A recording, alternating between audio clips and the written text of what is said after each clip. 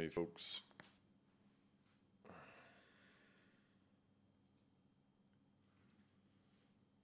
How you doing? Today is Wednesday. It's a little after 4. We are live streaming. Hope you all are having a good week. I'm going to be finishing up some notes here. I have a lot to say about a couple things, so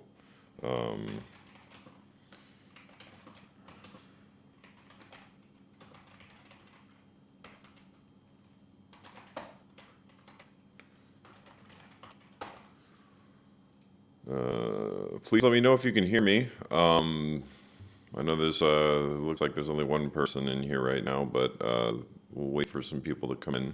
Hopefully we'll get more because there's some cool stuff to talk about, and I want more people here for that. So it'll be a little disappointing if there's no one here.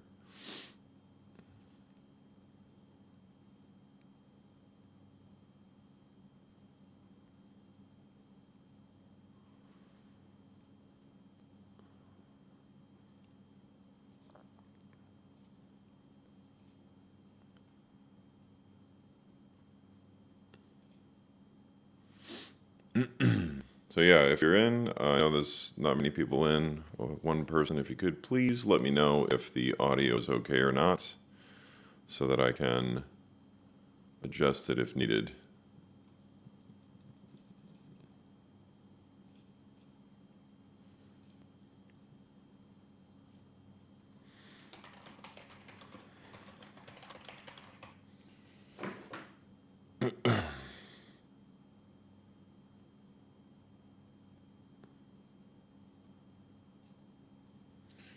So, doesn't look like we have anybody in here right now.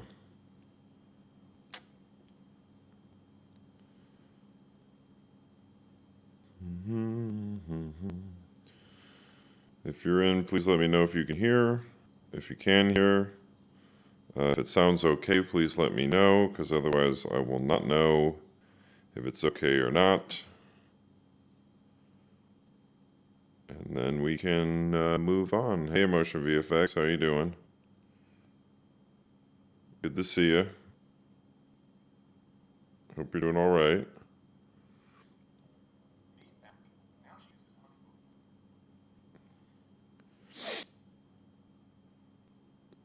Okay.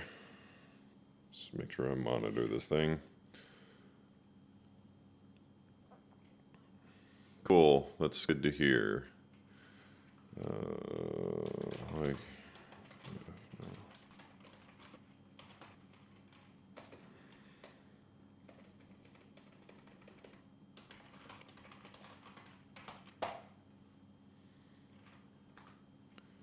so, how you doing? Do you have a good week?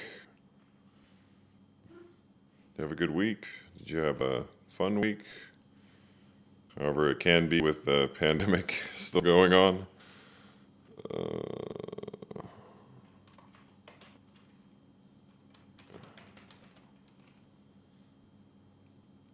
Switching to, how was my week? My week was all right.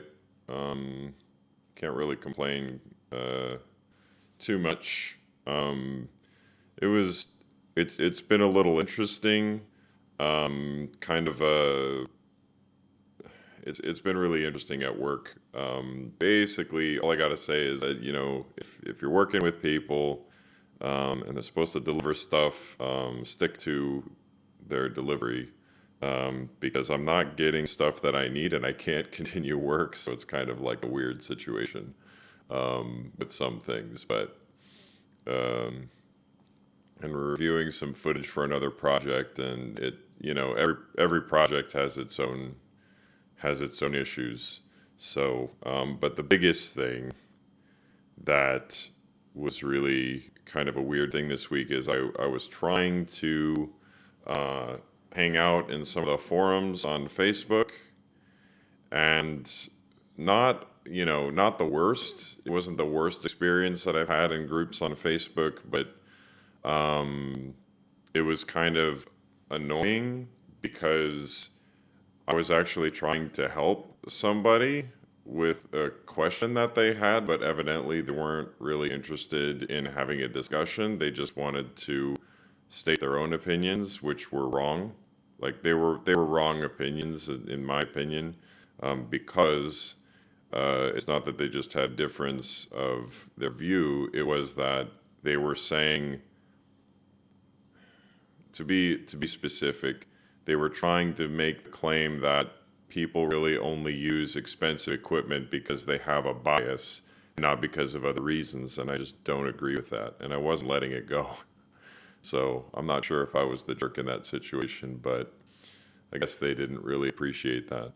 So it was a little weird for me, because mostly I get positive, you know, comments on the stuff that I do, because I try to be nice. Like whenever I talk to anybody, I try to be very cordial. I try to keep on topic and talk about specific things, and to answer questions as honestly as I can. And then it's weird when people kind of don't really, I guess they're not expecting that or something. So it was a little weird. I'll talk about that a little bit later too, but it was just a little weird. Um, yeah, and I finally got uh, some movement on fixing some of the stuff that this contractor for my house was supposed to have fixed a while ago. So they're finally going to be working on it. Uh, Let me try to fix my shot here. Center myself. Okay.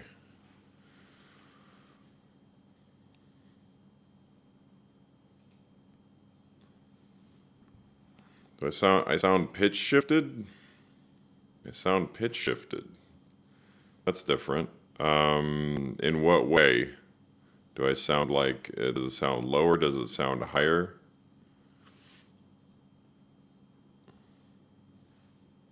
Yeah, I don't really know.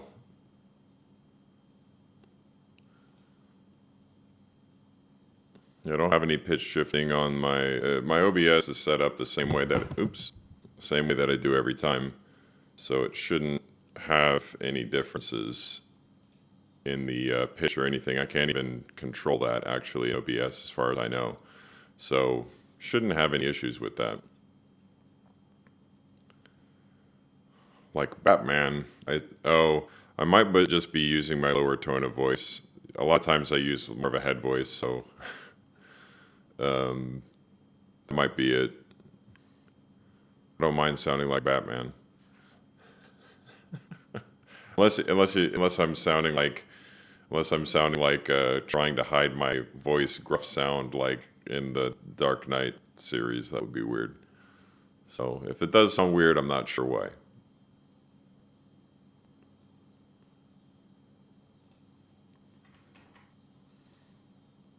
So I'm just gonna check something on here, see if I can access this.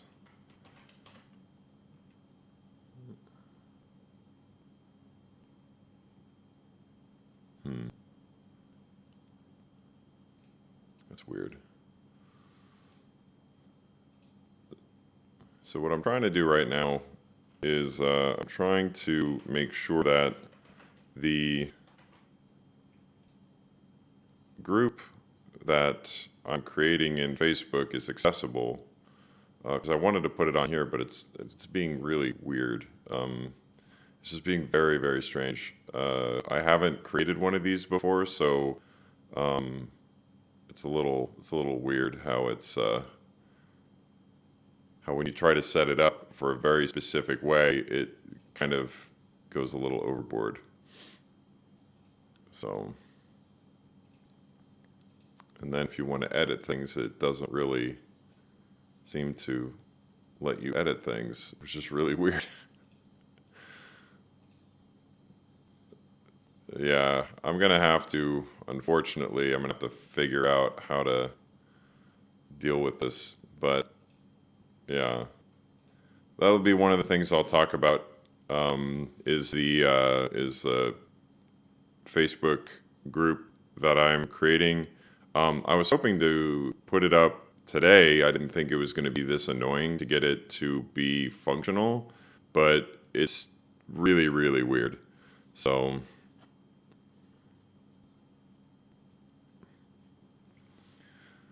yeah, motion VFX. What I'm going to try to do is make it where posting photos like that it is not really permitted, because it kind of drowns out actual discussion about things. It's kind of like every forum, not a forum, but every Facebook group that I've joined because I wanted to try to join in on the conversation, but it seems to be just like people sharing their toys kind of thing, which is a little annoying. Like, I get it when people post like a video that they worked on and they're asking for a critique, but is it really that bad? Deep voice. I'm a little worried that this sounds weird. So, I don't know why it would be like that.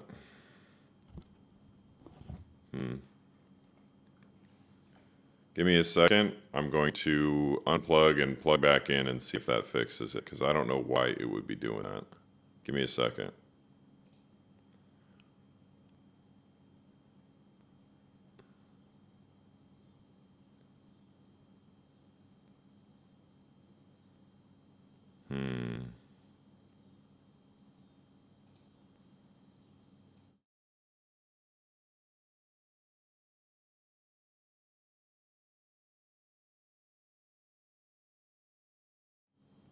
Okay.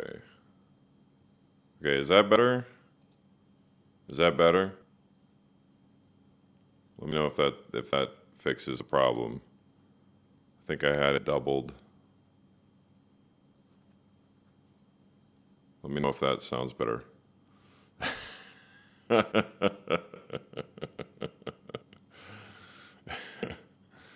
See, I'm gonna have to like get something to plug in. Man, if it sounds like that, you guys, I don't think that's funny. If it sounds like that, it means there's something wrong. Let me see here.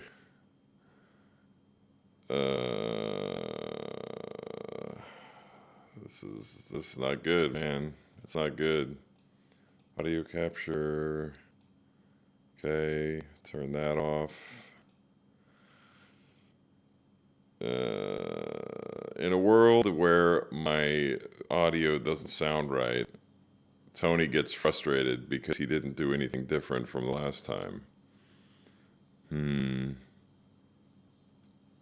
if it's that deep, I'm a little annoyed. Maybe it'll be a special episode, but it shouldn't be like that. So I'm a little a little flustered here. Properties, it's all normal. It's all normal. So I don't know why it's being weird. Give me 1 second. I'm gonna get a headphone and see what I sound like. Actually, I could probably just do this.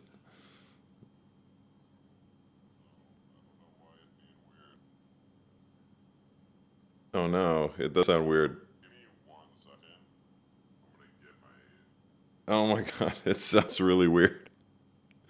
That's not funny, guys. Let me try something. This is not good.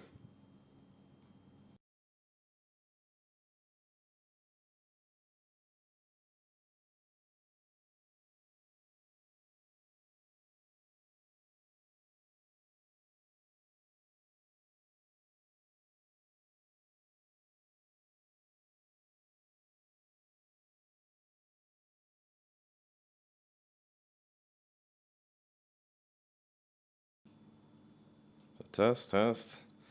Do I still sound weird? Do I still sound weird?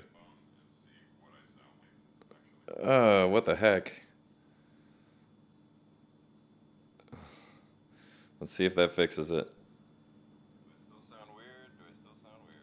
Oh, that sounds better. Okay. Jeez. Jeez. I'm glad someone said something. I have no idea. I have no idea why it was doing that. That's so weird. Too much LaCroix caused deep voice. I don't know, man. We'll get some now.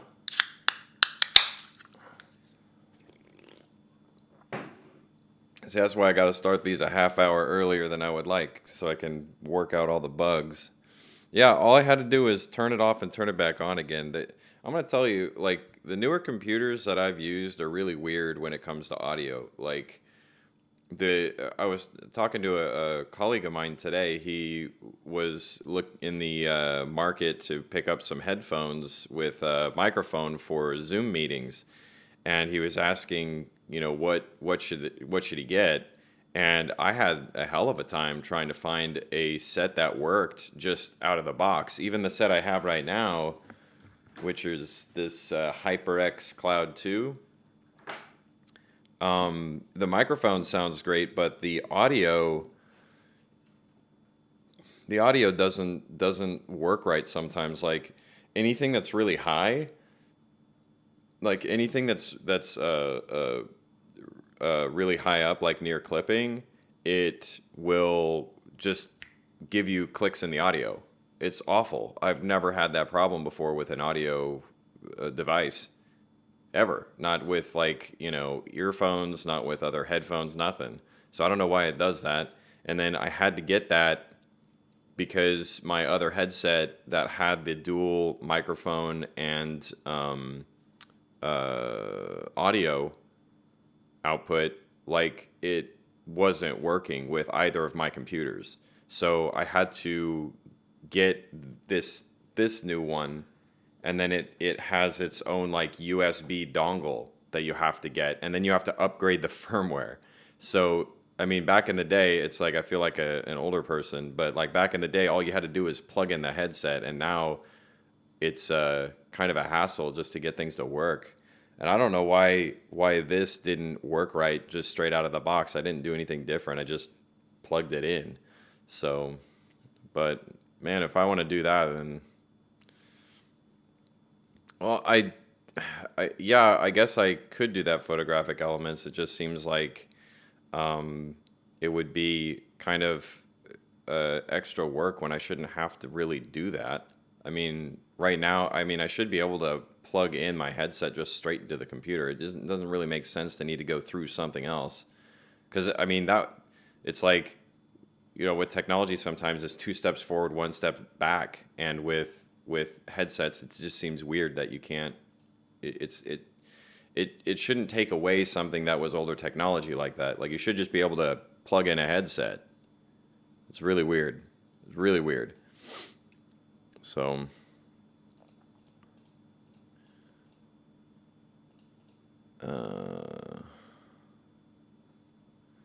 yeah, for any device like back, yeah, I know, it's like that.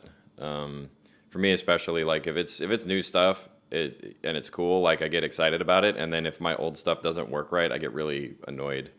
So yeah, when I had to basically, I got like a headset with all this other stuff that I was only going to use for communication, not for like production or anything like that. And I had to replace it simply because the thing it just wouldn't work anymore, not with any of the newer stuff. So if I would have known that you just get like a USB dongle before then, I would have probably been fine with it. But, I thought I just had to get like a new headset, like it was broken or something. So live and learn.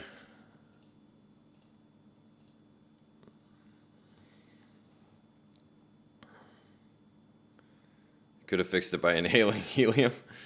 Yeah, that would be one way to do it. That'd be one way to offset it.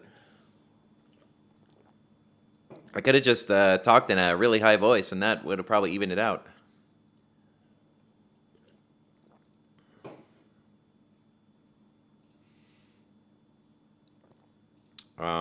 Cool. So today we're going to talk about some things. We're going to talk about my experience in the Facebook groups, and why I'm creating a Facebook group. I'm going to talk about this light I have, specifically the mod that's on it, which is really cool. I actually have a box with another one. So if it's broken out of the box, like you guys will see that in real time. So hopefully it it's not like that, because then I would be very sad, because I think this thing is really cool. Um, and then what I'm going to end on is why people use more expensive gear for higher end productions, because that was really the conversation that was being had over the Facebook group, that kind of got a little out of hand, which I was not expecting. So we'll talk about that later on. But the first thing that I want to say is for like the movies and stuff that I watched this week, because usually we do this in the first part. We watched one of my favorite movies. Um, let me, yeah. So let me get the right one. Yeah, this is it. This is it. Okay. So if you're, if you're a kid, if you're under 18 or whatever, this isn't for you anyway. But this is the movie that I watched. Um, yeah, this movie's incredible. Tammy and the T-Rex, specifically the gore cut. Amazing film. I love it. It's one of the funniest things I've ever seen in my life. And it it's kind of one of those movies that you have to see in order to understand what it's about. Um, it has, let me get the IMDb for it. It has Denise Richards, Paul Walker, and Stuart Raffill is the director and one of the writers for it. And it's a really weird movie. It I guess when they initially released this film, they made like a made for TV version or something that did not have the original gore. Like, it's a very gory film with a lot of violence, and they took a lot of that out.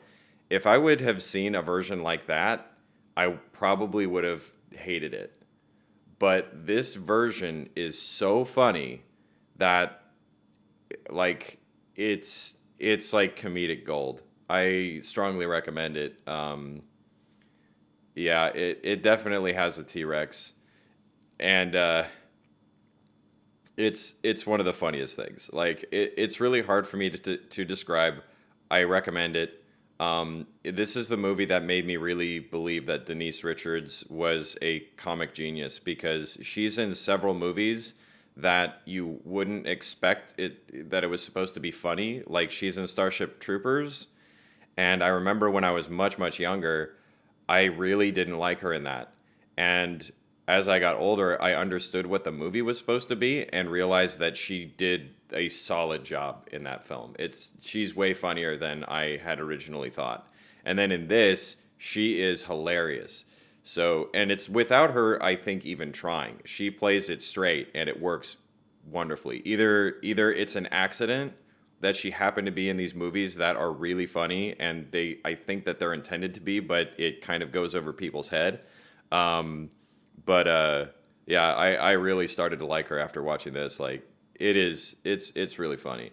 Strongly recommend Tammy and the T-Rex. I think they misspell her name in the credits. Tanny. I think they use N's instead of M's, if I remember correctly. So I was like having a weird time trying to find like which one was supposed to be. But anyway, very funny movie.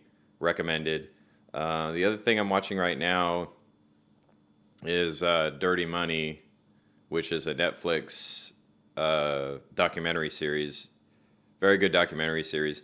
The thing about oh yeah, and what I also watched was I binged High Score, which is a documentary series that is about video games, and they kind of go through different genres and major milestones in video gaming, and it was pretty good. If you do a lot of documentary work, or you're thinking about doing documentary work, it's highly recommended to watch that, because in high score, and in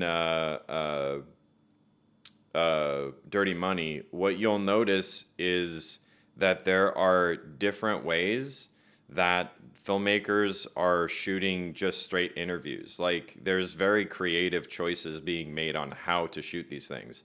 And what I find really interesting, since I, do those, is that I get different ideas on how I could either light something or shoot something depending on what it is. So, um, yeah, I highly recommend that you watch those, because, and that's what's interesting too, is if you compare something like Dirty Money, the way that they shoot a lot of the interviews in that, and you compare it to High Score, you'll see some pretty significant differences in what they do, especially like how you use backgrounds, what kind of angles you pick, how close things are. There's some really weird ones in Dirty Money where like a lot of the shots were really far away. It was like I think it was called The Man on Top or something. It was about the uh, Malaysian prime minister that got in trouble for well, alleged embezzlement, I guess you would call it. But there's some really interesting ways that they shot that. And there's another thing that you'll see too that I want to mention in any of these documentaries is the use of the frame, especially in the one I just mentioned. I think it's called The Man on Top. But when you see a documentarian juxtaposing images with narration, if it's a historical thing, like if it's just like, the history of the Civil War and stuff like that, that usually has images that accompany just like the history of it, often. But in something like Dirty Money, where they're clearly trying to tell you a narrative, even when like things haven't been completed yet, just notice how they juxtapose things.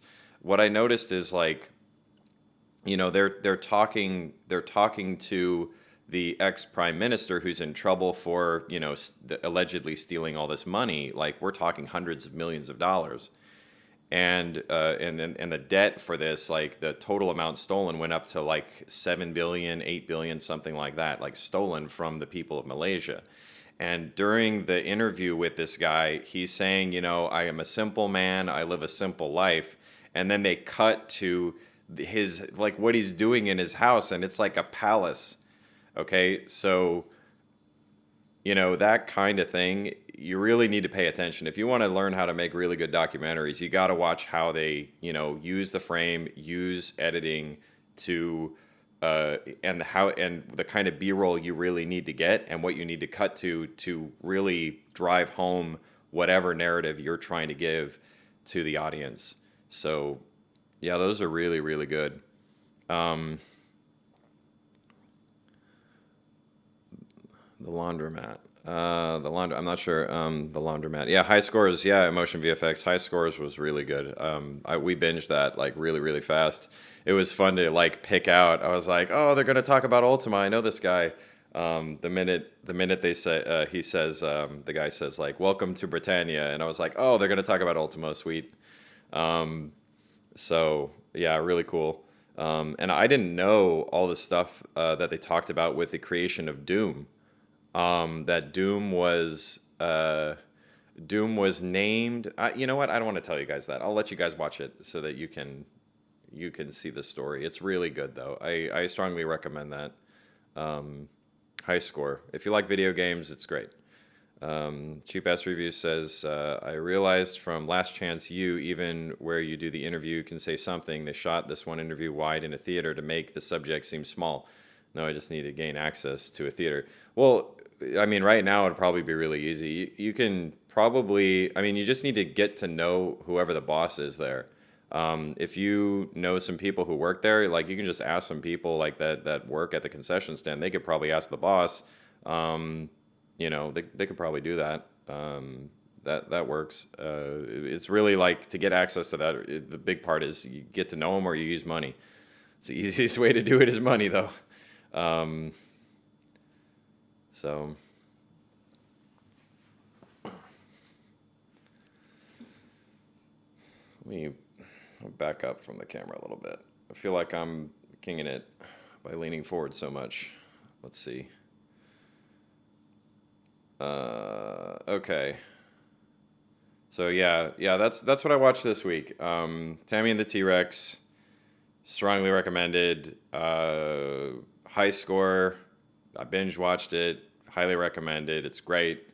And then still watching the second season of Dirty Money, another really good documentary series. It's one of those ones that will not make you happy though when you watch the horrible things that people do for money.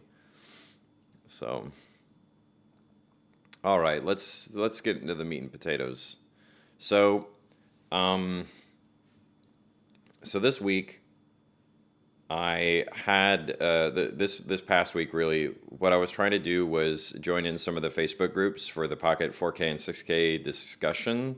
Part of it is trying to share my videos so that people can get some help with their productions or to understand some things with these cameras. But a big part of it for me is to have discussions. Like I actually really like having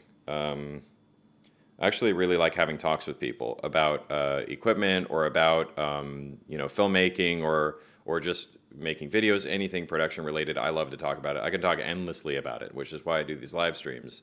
And on the Facebook groups, the thing is that when it comes to when you've got these production groups, my assumption is that people are there to share ideas, to listen, to have serious discussions. That's the way that I do it. So maybe I'm kind of stupid to assume that everybody else is doing that, because I know that some people like just they don't really do that.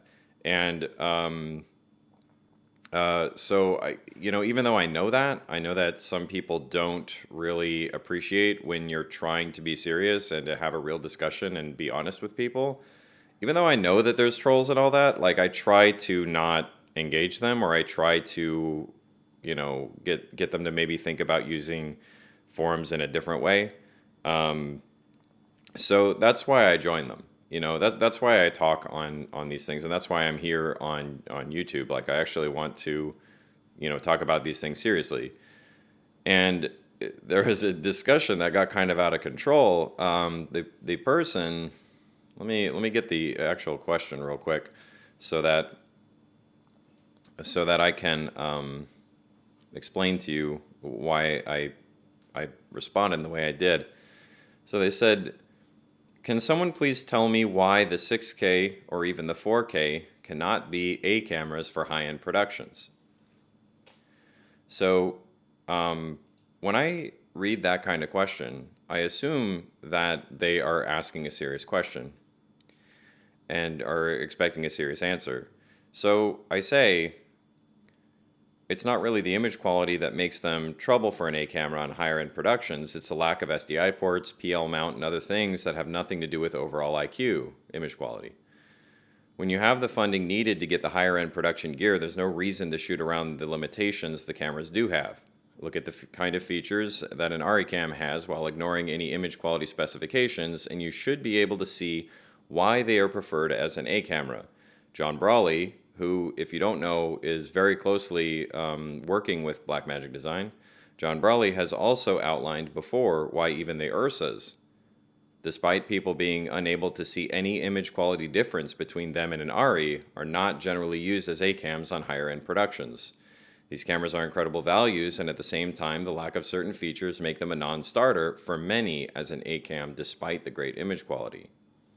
So I'll go over more of that later on, as far as like the specifics of what makes somebody want to use an A camera for higher end production versus something like the pocket cameras. But when I responded that way, essentially what was happening was the dude kept like trying to say other things. He would say, well, can't you modify the pocket cameras to, be similar to these higher end cameras? And it's like, well, you can mod them, but why would you? Like, that's the thing. Why would you do that when you don't have to? And if you really go through the thread, what you'll find is that what they wanted was someone to justify to them, or to basically just agree with them, that the reason why people choose a higher end camera is really because they're being snooty about it. You know, they're being, you know, uppity, they're being high-nosed. They just think that one brand's better than another, and they're being jingoistic about it all. And reality is that that's not the case. Okay, it's not really the case where people are going to do that mostly. I mean, there are cases where that may happen, but I mean, that would not be a justifiable reason. I mean, we all know that people are kind of silly about stuff. You know, you'll have people who say, well, you know, Canon cameras are just always better than every other camera. And then you'll have a Sony user say the same thing. And then a Fujifilm user say the same thing. And a Blackmagic user say the same thing. They're not really worth talking to because they're just fanboys or fangirls or whatever you want to call them. So, you know, I assume that this person doesn't want to have a talk about that because that's not really a justifiable reason, just being jingoistic about it.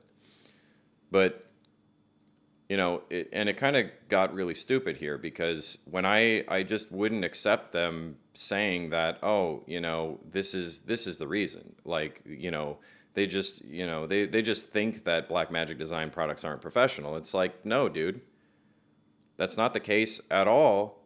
In most cases, it's that there are very specific reasons why people don't pick a Pocket 4K or a Pocket 6K as an A camera. It doesn't mean you can't do it. That's the other thing that I did say to them. There's no reason why you can't use whatever the hell you want, okay? If you want to use a pocket camera for your A camera, then do it. You don't need other people to agree with you that that's fine. It's not necessary. Do whatever the hell you want. You know, if you want to mod your camera out, you want to make it look like a Frankenstein monster, that's fine. If it works, it works. Who should judge it? You know, if it works for you, you don't have any trouble or whatever, then I don't care. I really don't. I don't care. Just do whatever it is you want to do. So, you know, that was the discussion. The dude got mad. He basically said that I was insulting him by responding to them, and I just don't agree with that. So, you know, and the other issue that I have with the Facebook groups, the other issue that I have is that they often turn into a almost like a show and tell. Like, hey, here's my rig, and here's a picture of it. Like, tell me what you think. The thing is that with any of that, I'm just gonna make it blunt. Nobody's opinion of your rig matters except for your opinion. Okay, it just doesn't matter. You can show your rig to a million people, and they're all going to, you know, give their opinions on it. And unless they actually use it and they're you, then what purpose does that even serve? I don't like. I guess it's one of the things that I've never really cared about that, so I've never really done it. But it just seems like a waste of time. Like, I've read several times on there, it'd be like, okay, I got this rig where I'm using a vest with a Steadicam rig.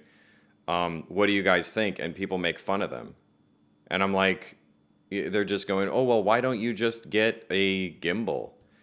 And it's like, dude, one of the shots I saw was like, the guy does not have big muscles.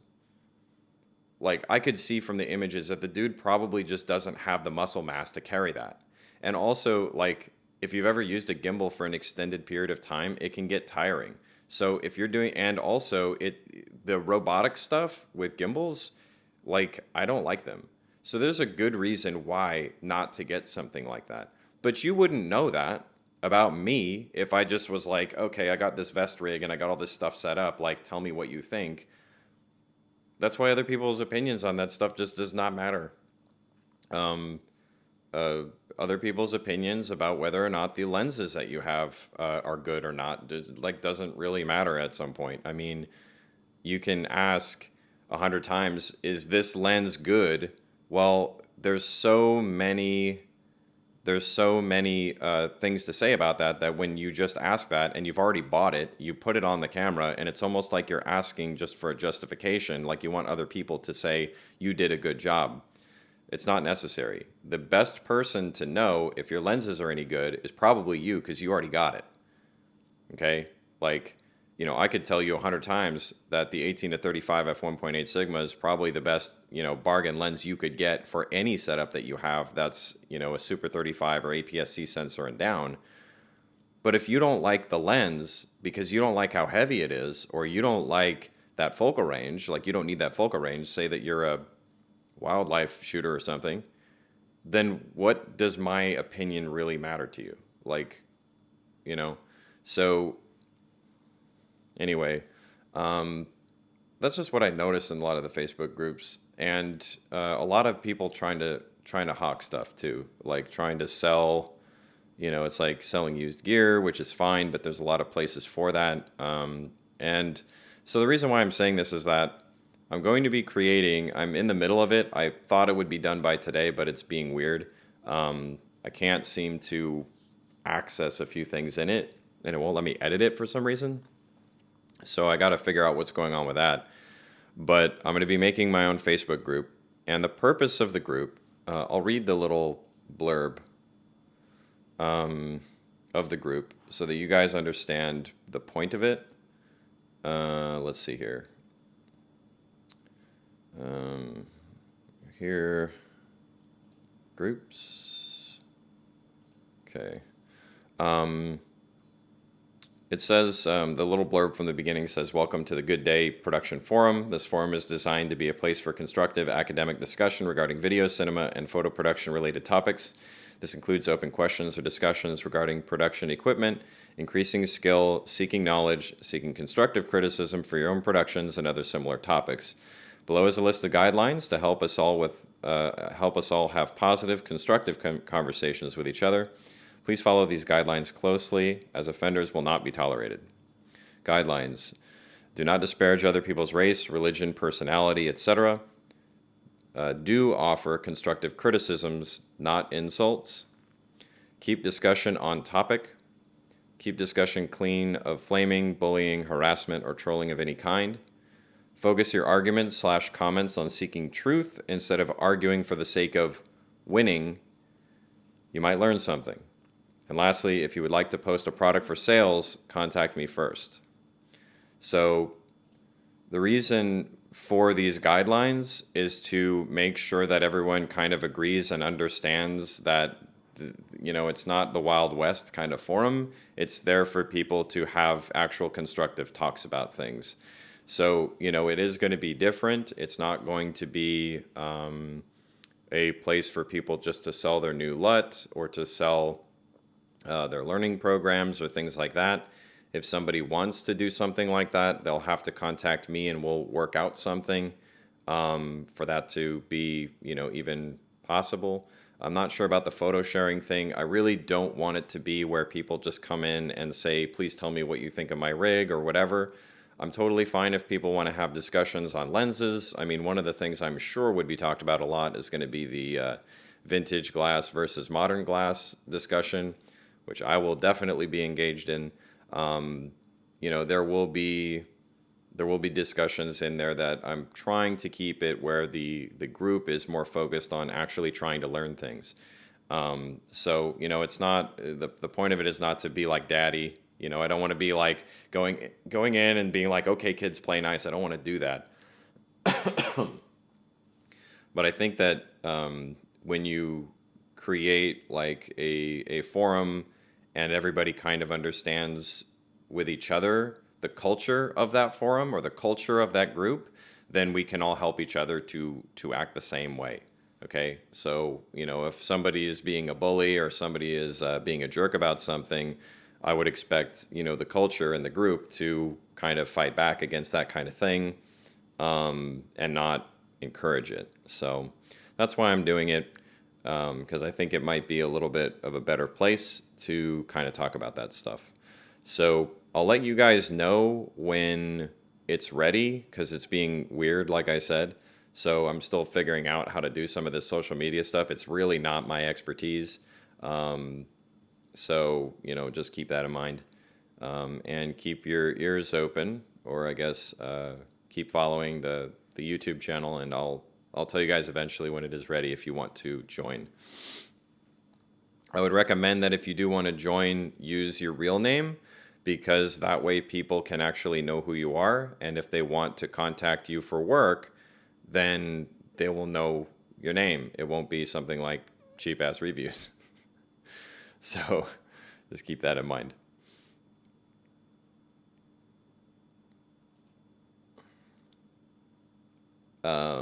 Yeah, so the reason why I'm using Facebook is because I don't know how to do a lot of things, like I said, on social media. So we'll start there. If it ends up being a bigger thing, I can look at where else we can run something like that. And it would be just as easy to move over to that if you actually really liked it. So we're going to start there and then move from there later. Okay. All right. So the next thing, give me a moment because I'm going to get the box. Let's see.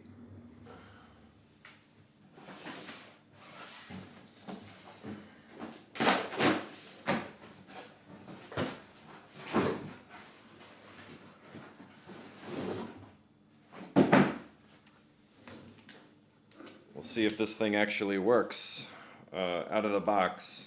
This will be my second one, so if it sucks, then we know it's got a bad reputation.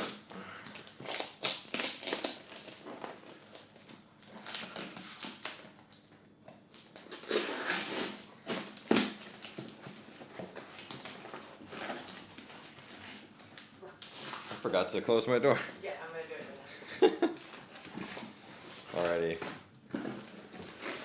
Sorry about the sounds of that. Okay. Okay. So, I got this thing. Open the box. You open the box. Now you must taste our treasures.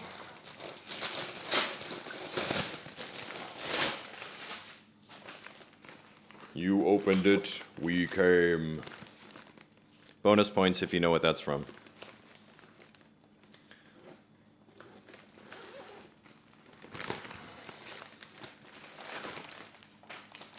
All right.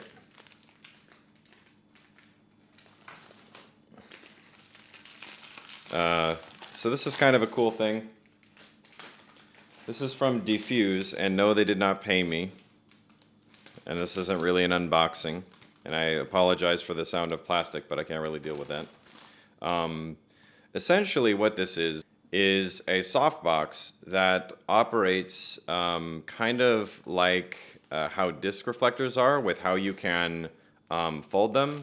So I'll try to show it here. This is how it comes, okay?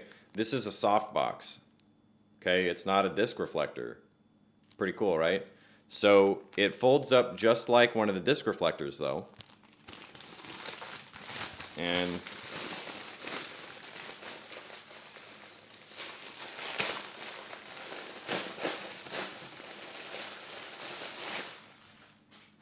so you can, it's folded up like that, okay? Try to show you. Then you can undo it, see? Okay? Let me zoom out. Okay? Let me focus. Okay. So this is a bigger version. This is a bigger version, but if you look here, see these things? You pop it out,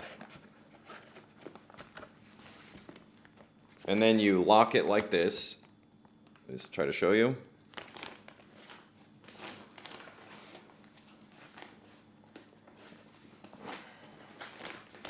Do that to all the sides.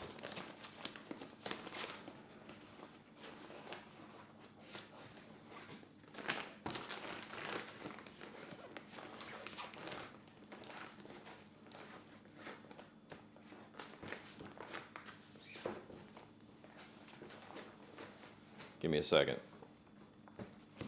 Okay. So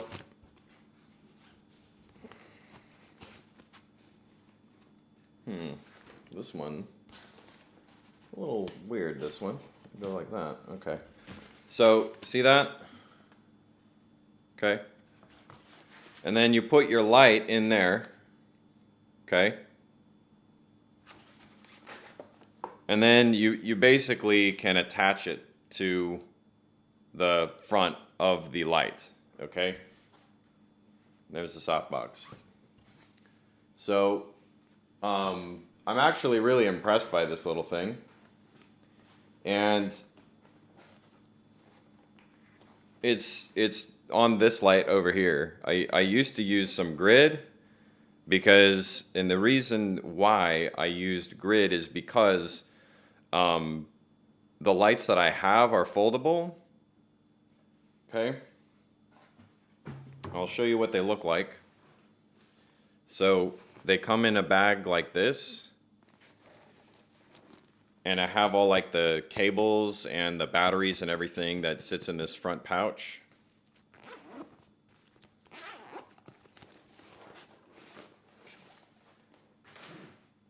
And they fold up like this, okay? So you can actually like place them on a table. You can kind of do like a clamshell. You can do it flat like this. So, and they also are I got the bicolor ones.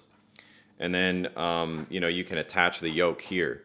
So the problem with these lights is that the soft boxes that Dracast sells are garbage for this thing. They're just straight garbage.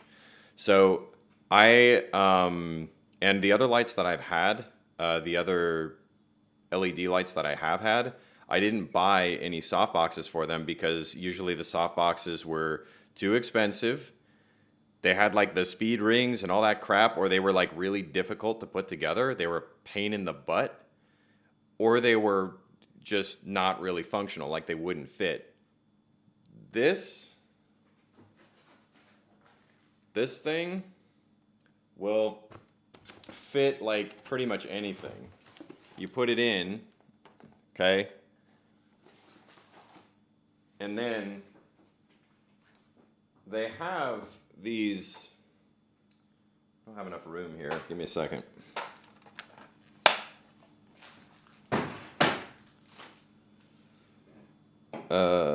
Where's the box? Yeah. They have this bag that has these like straps that are Velcro and you strap it to the back. Really, these are only useful as like just to kind of put it on. But the easy thing is to use these. You kind of do the straps across, and then you just use gaff tape. Gaff tape is like the fix-all solution. You just gaff tape it to the back of the light, and that way it's kind of stays on, and you can move it. So, and they're like, how much did I pay for this? $60? Let me check. I think they're like $60.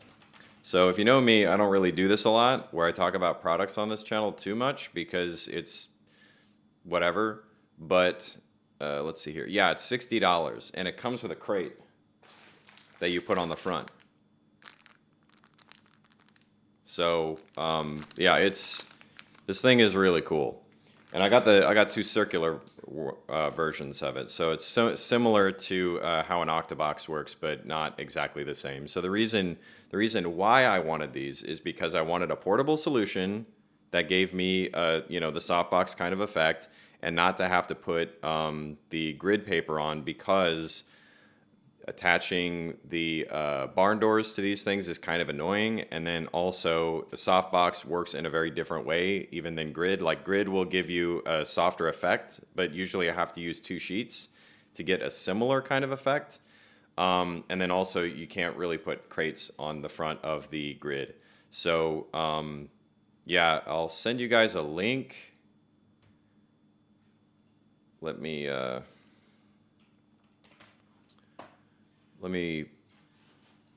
find this thing real quick so you guys can have a link to it.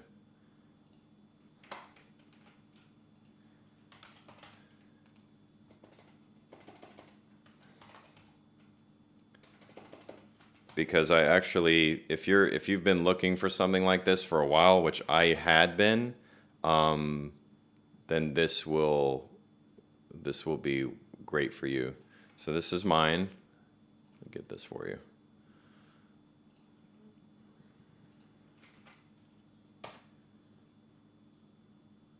Yeah. So that's what it is. Let's see here. 501. No, it's not a 501 reflector. It's a softbox. Let me zoom back in here.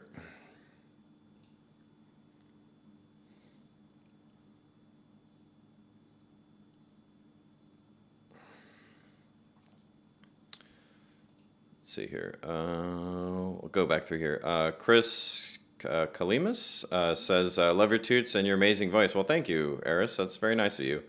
Gear Talk. Don't have to talk about it now. I'm picking up lens support, rails, baseplate, nucleus nano for BMPCC 4K. If anyone has any thoughts, recommendations. Yeah, for the lens, for the support and all that stuff, I just use small rig. Tilta has a really good set. I think that's the better quality rig. When I bought the small rig, I didn't have time to wait for it. So strongly recommend the either the small rig or Tilta. The Tilta products are pretty good. They actually have like a battery thing you can get too if you need more battery power. And then I have the Nucleus Nano. It's wonderful. Just make sure that if you're getting the Nucleus Nano that your focus, the resistance or the dampening for your focus needs to not be like super, super heavy. Like the Sigma 50 to 100, I think, is about on the edge of where it's possible. And the more power you put into the gear, the better it is. So test your lenses. If they have a lot of resistance, then the Nucleus Nano might not be strong enough, or you have to put a lot of power into it. And make sure you have something that you can power into that thing. It doesn't work wirelessly or off a battery. Problem with Facebook groups is that they're Facebook groups. Yep, that's definitely part of the issue. Photographic Element says, I feel seen. Cheap ass reviews is my first name Eric, last name is yeah, that's fine. I'm just saying, like, usually for groups like that, if you at least your media group or your company, if you want to do that, that's fine. But if you have like a name like what yours is, Cheap Ass Reviews, and people might want to use your talents to help them with a project, they're not really going to feel comfortable, emailing somebody or messaging someone with this name. Just that's what I'm saying. Either Zerdaz or 7, I'm not sure what that means. RE Sky Panel, no. Literal booklight, no. Love Sky Panel, so expensive. Yeah. Never use Sky Panel, just always hear Gear Channels referencing. Yeah, they're just really expensive. I've never needed something like that. But yeah, that's the that's the product I wanted to talk about because I really, really liked it. And it's like $60, and the fact that you get that the softbox and you get a crate that comes with it, and it fits my lights, which I was having a really hard time with. That's great. I mean, I did not get a softbox for like 10 years. So, yeah. Used Nucleus Nano on Canon Cine lenses. This is all we had and worked that one time. Yeah. Certain lenses are going to be fine with it. I'm just saying, like, some lenses struggle, or at least some lenses will make the Nano struggle because it doesn't have the strongest gear, and you don't want to burn that thing out. So, yeah, and you want to make sure that you support everything really well with that, because if you don't have a lens support with it, and especially if you have a beefy lens on the front, it will actually wiggle the lens around. Longer the lens, the worse, but in order for it to really not have any issues, I had to make sure I had a lens support and position the Nano in a way where it wasn't going to wiggle the lens around. So just check that. I didn't have that issue with some other follow focus rigs that I'd used in the past. So it's just like with wireless stuff, they're really great if you get them to work properly. So yeah, and we'll see if this thing will actually fold up now, because if it doesn't on live, then we'll know that this is junk. I think, let me see here. I think that this is defective actually, because, let me think. This goes like over here. Okay, well, this is supposed to go here. This is supposed to go here. Okay. Like that. Okay. Okay. All right. I fixed it. All right. Cool. It was my fault. So yeah, this thing is cool, man. This thing is really cool. Highly recommended. This is great. It's great. And then like I don't know if you can see that, but these little magnets, you just like kind of break them, and then they go like that, and you just go around, break them down. This thing is really cool. I've been waiting for something like this for a long time.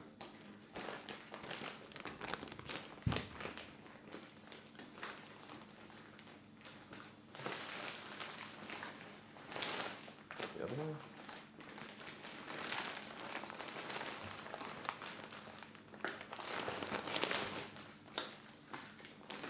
Now the challenge is to get it. Yeah.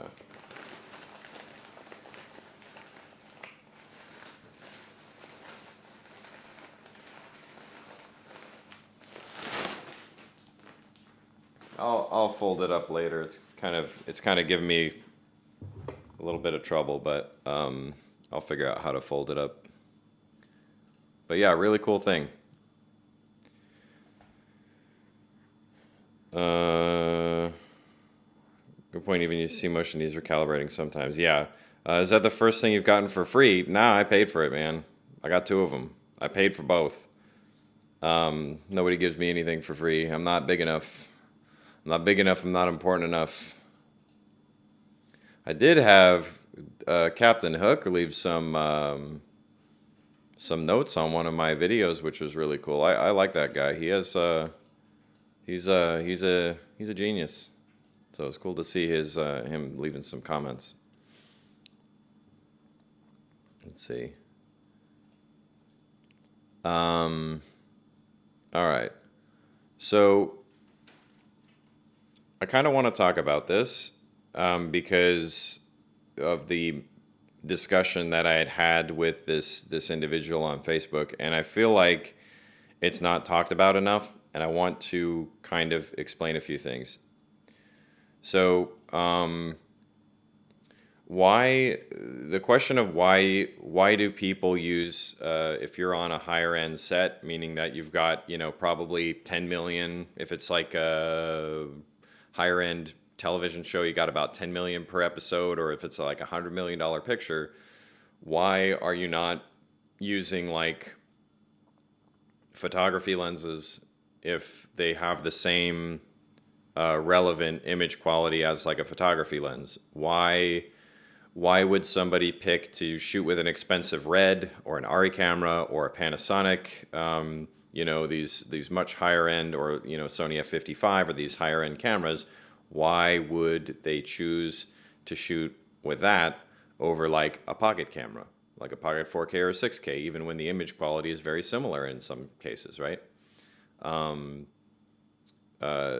These are, I understand why people ask these questions, especially if you haven't like worked on sets before, like larger sets with a lot of people, because you're probably thinking with your own mind and your own experience, so you're not sure why anyone would pick something like that. So I'm gonna start first by debunking this thing that people have been saying that really frustrates me. It's the argument that Steven Soderbergh made a movie with iPhones, so nobody has any excuses on not being able to use their gear, and make a good movie.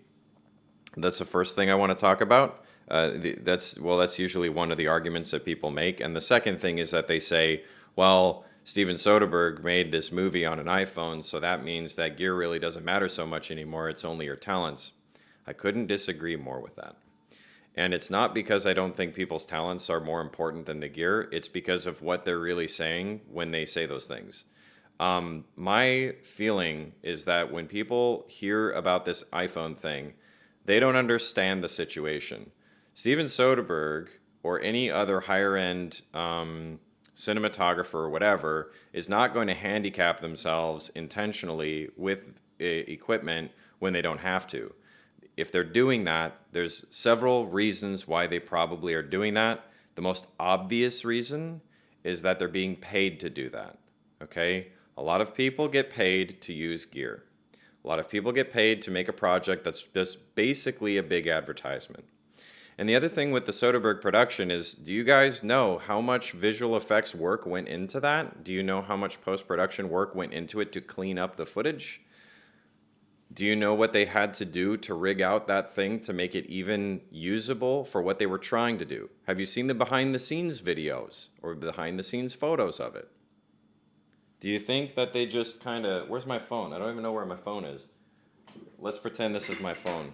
Did they just, like, you know, go like this with the phone and shoot the thing? Did they just do that? No. They didn't do that, okay?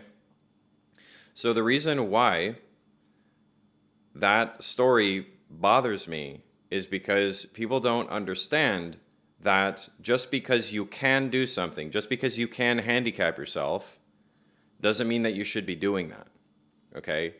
So just because some guy who makes way the hell more money than you probably ever will, or I ever probably will, shooting movies, and has this whole crew and a whole studio and all this money from Apple and all these other people backing him, doesn't mean that you should also do the exact same thing, because you don't have the same level of support, okay? When I'm shooting something, I'm going to use whatever the best stuff that I can that will make the product that I make the best quality that I can with the least struggle. Because again, there's no reason to have to fight your equipment when there's no reason to do that, okay? If you're shooting a product that's supposed to be where you're not going to have access to any lights, you're shooting a nature thing, and you have to go into a cave where there's no lights, and you have to shoot like bioluminescence or something, I don't know, like those, what was it, those newts or whatever that have no pigmentation, so they're like see-through.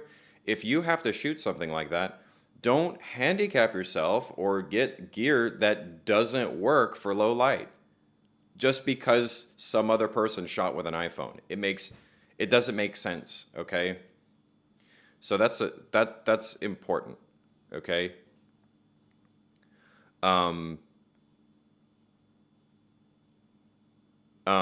So the second thing about this with the iPhone argument is that you know, it's only your talents or it's only your ability as a filmmaker. The thing is that when you're a filmmaker, you want to have the least amount of technical problems in your way to make that product, okay? You do not want to hear from your camera department that you can't get the shot because the autofocus mechanism that you've been relying on isn't working right.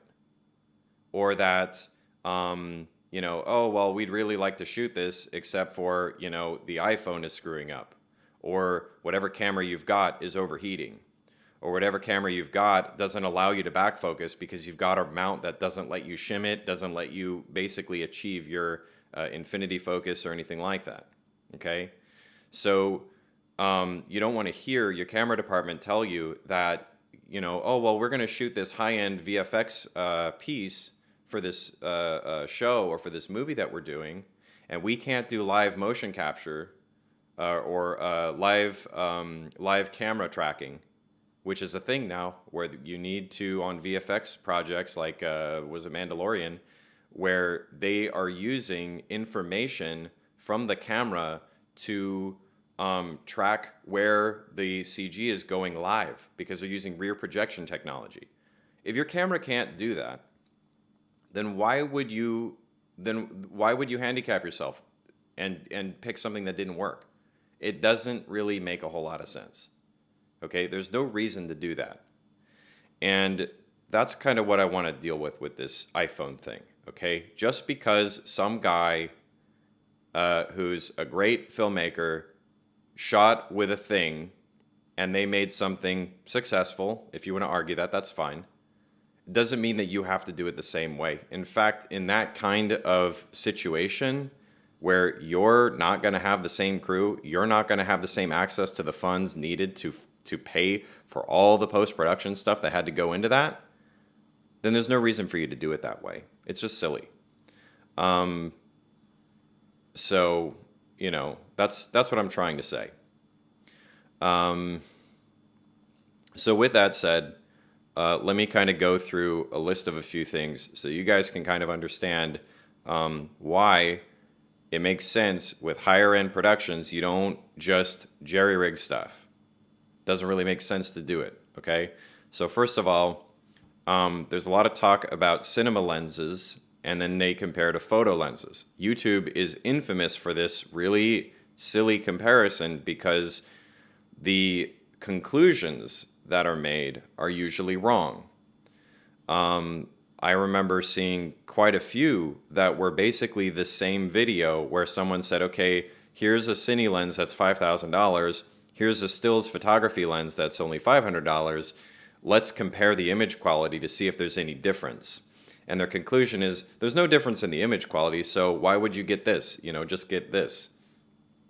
The assumption that they're making is that a cinema lens is only made to have superior image quality, and that isn't always the case. Some of them do, and some of them don't. Certain lenses, there are certain like Carl Zeiss lenses that are in the cinema line that actually are better in IQ, mainly because they'll have better pieces, better optics. Like even if the design of the lenses are the same as another line, the better quality optics will go into the more expensive lens than the less expensive lens, meaning that it's kind of like chips, like microchips for GPUs and stuff. Some GPUs that are higher end will get the better chips, and then the chips that aren't as good go into the lower end. So even on IQ, even if you can kind of see that there's not much of a difference between them, the majority of the time you'll have a better quality as far as the optics even are concerned in the more expensive lenses than you will in the cheaper lenses. It's just how they end up using the materials. The second thing is that the assumption is made that, again, image quality is the only thing. It's not. Okay, a cinema lens has a very specific purpose. That's why they don't have autofocus, because they're not using, that's probably going to change, right? But at least how it is right now, the standard cinema lenses do not require autofocus because the lenses aren't going to be used for that purpose. You're expected to use follow focus equipment and personnel in order to make those lenses work the way that they're supposed to be designed. They're also supposed to be carefully run through quality assurance so that there's a very small amount of tolerance on how far off the markings are on the lenses, especially if you're working with older cinematographers that are still measuring things, which there's nothing wrong with that. In fact, it's probably better practice for you to still measure out where things are supposed to be, where you mark off everything, to make sure that every one of your actors or every one of your subjects or whatever, when you go to change your focus to different parts of the shot, that it's going to 100% be nailed. If you're using a photography lens, it is not going to be lined up. Even if you do have, like, I have this Sigma lens that has these markings here. They are not going to really be perfect. They're not going to be lined up, okay? They're not going to be. 1.25 meters for this lens is probably not right at 1.25 meters. And there's not even a tick mark to tell me exactly where it is. So if you don't need that kind of thing, of course, you're not thinking about that. You won't need it. Like if you're doing photography, you're not going to really need that kind of thing. A lot of cinema lenses also have hard stops, and they also usually have a way to make sure that regardless of what camera you've got, that you can fix the back focus on it. Okay, so with this is where I'm going to talk about PL mounts. Okay, so something like a PL mount versus a Micro Four Third mount, which is on a Pocket 4K, for example. If you use Micro Four Third lenses, there's no way on the Micro Four Third mount currently to basically lock it down. Okay, the lens can't really be locked down, but most cinema lenses, if you use professional cinema glass, you're going to want it in PL mount. Why? because PL mount standard is going to lock down. Not only that, but you can use shims to make sure that you can achieve all the proper focus markings on your lens and get infinity focus and everything where it's supposed to be. Okay. Here's another thing that you probably didn't think about with cinema glass if you weren't paying attention. They usually are standardized on the front of the lens so that you don't have to, use donuts, you don't have to use a bunch of adapters, and you don't have to use a bunch of extra stuff to try to get your lens to fit in a matte box. If you've ever had to use like a 24 to 105 f4 and you're using a matte box, it's extending, right? That's a big thing with the zooms, they extending barrel, right? And you have to use a donut and that kind of stuff. With a cinema lens, usually, especially zooms, they're not going to have anything extending. Okay, they will be standardized as far as the front within a line. They'll have the same kind of front diameter, and you'll be able to fit them all to the matte box appropriately. It's all important. Like, this is all important because you don't want to have to do a bunch of adapting things on your shoot. You want it to be as quick and easy as possible. Okay, let's see. What are the other things? They have like the gears that are straight up on there. Okay, they're like on the lens. Even with something like this ring that I added onto this 50 to 100, it's still not the same as having the gears on it. It's not the same. It doesn't have the same kind of grip. Okay. Is it serviceable to, use adapters or to use those like zip tie things? Yeah, you can do it that way. But when you've got the Cineglass, you don't have to worry about that. Okay? You don't have to mod it. That's the thing. So, cameras. So this is another thing that I feel like, just like with cinema lenses, so this is a thing, like usually in our sphere, we kind of understand that cinema lenses and photography lenses do serve different purposes, okay? It's also the build quality and all those things, right? Like, it's a lot of other dumb, things that everybody already knows. But the other thing about it with cameras is that it's the same kind of misunderstanding that people have about, it's the same kind of misunderstanding that people have about lenses, where they assume that because the image quality is indistinguishable between two cameras, that means there's no difference between them. You couldn't be more wrong if you think that way. You couldn't be more wrong, okay? Because the way that certain cameras work over others and the technical things that they're able to do are sometimes very, very different.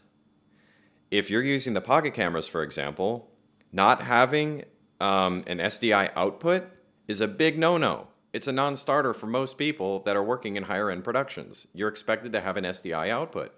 Even if you say, well, can't you adapt HDMI to SDI? No. And also, for like the Pocket 4K, it does not send out RAW. It does not send out the full information, and it's 1080p. So that means that if you were to send that camera's information out for, tracking or whatever it is to do live visual effects work, it's not going to work appropriately. It's not going to work as well it would with a camera that is designed to support that kind of work. Okay?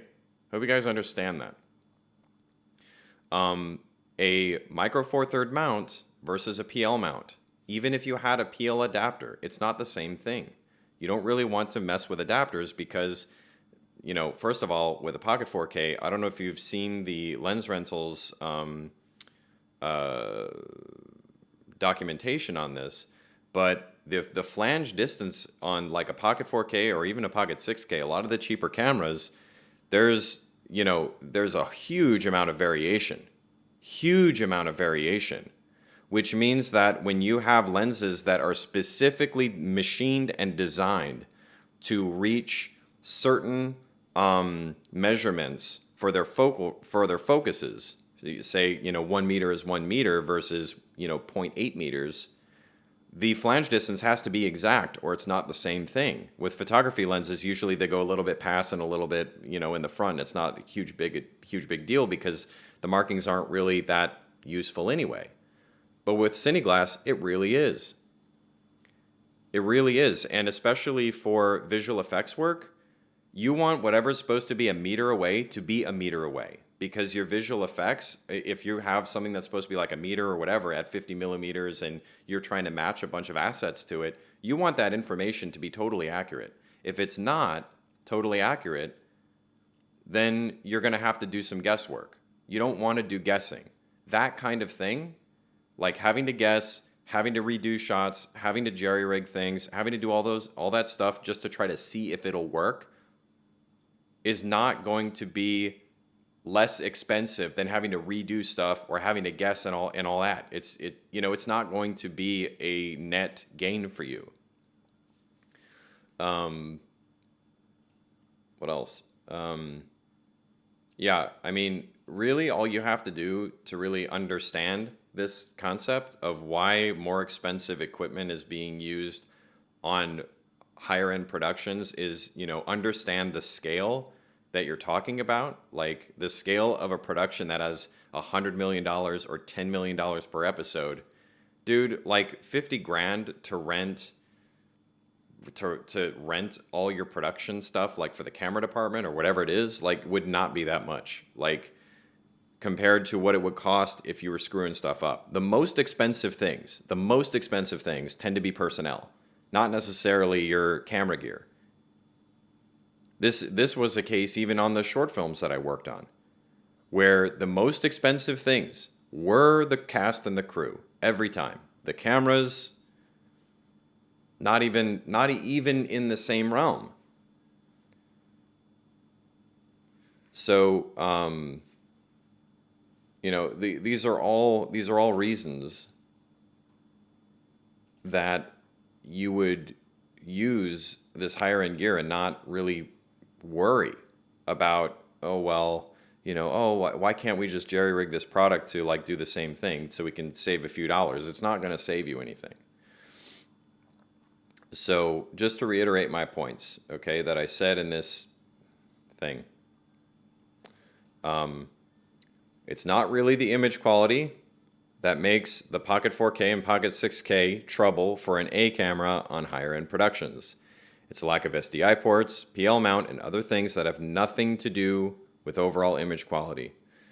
When you have the funding needed to get higher end production gear, there's no reason to shoot around the limitations these cameras have. If you look at the kind of features that an RE cam has while ignoring any image quality specifications, you should be able to see why they are preferred as an A camera. John Brawley, guy who works closely with Blackmagic Design, has also outlined before why even the Ursas, despite being unable to see any image quality difference between them and RE, are not generally used as A cams on higher end productions. The cameras are incredible values, and at the same time, the lack of certain features make them a non-starter as an A cam despite the great image quality. So I'm saying that again. There are lots of reasons why higher end tools are used on higher end productions. And it's not just so someone can say, well, my production was more expensive than yours, so that makes me better than you. There are, of course, some people that might do that. They're not worth listening to. But the actual reasons, the, objective, understandable things, that's why they're doing it. It's not to talk crap about your cameras. It's not to talk crap about your production or whatever. It's that there are certain needs that people have on a higher end production that they're not really willing to work around, and they don't have to. There would be no reason for them to do that because it's probably going to be a loss for them to work around it. Let me just give you a situation, okay? If you needed for, let's say you're shooting with, Pocket 4K. I don't know if you've tried to use follow focus with the Pocket 4K, but sometimes it can be a real pain in the ass if you're trying to follow the focus, because even if you feed out that HD image, even if you're using a larger monitor, it can sometimes be hard to see exactly what is sharp and what isn't. The lack of having a super high quality image coming out, it's 10-bit or whatever, but without all the information or being able to do a bunch of things to it to make it easier to see, could be a problem for you for following focus. Could be. I've had a much easier time using several other cameras with output. Having a 4K output would probably make it a lot easier to see what's in focus and what isn't, especially when you start punching into things. Okay? I mean, that's just one thing. Another thing with the pocket cameras is the fact that it doesn't have, they don't have an eyepiece. That's like standard. That's like such an obvious thing to me that if you don't realize that not having an eyepiece for many cinematographers is a no-go, even if you have one of those, like, you have like your one of these monitors and then you put the hood over it and then you put like the eye thing on it. That's not really what they want. They usually suck. I've never used one of those things that I liked. Eyepieces, like real EVFs, good quality EVFs, like the ones that are on the Ursas, for example, those are great. Ones that come with the ARRI, awesome. Ones that come with the, a number of other cameras, they're great. Not having that is a huge detriment. If you're shooting a music video and all you're going to do is use a gimbal or something and you're going to shoot the whole thing on a gimbal, well then, yeah, obviously it's not going to really be needed for you. But the people who are going to be shooting higher end productions need cameras that have more utility than that. They'll need it to go on a crane and really be able to see everything that's going on in the shot. And often the comfort of the cinematographer or the camera operators is way more important than whether or not you want to save a few dollars. If they say, I'm more comfortable using this brand because I'm really used to it, that's what you go with. Because they know if there's an issue, they know how to fix it immediately. If it's a brand they're not familiar with because you wanted to save $1,000, well, you're going to be wasting time. And if your actors get upset because they're ready, they're all psyched up, they're ready to do their, say it's an action scene or something, and you have to stop down because the camera's getting weird and your crew doesn't really know how to deal with it, dude, that sucks. And you might not get a good take because of that. Way more expensive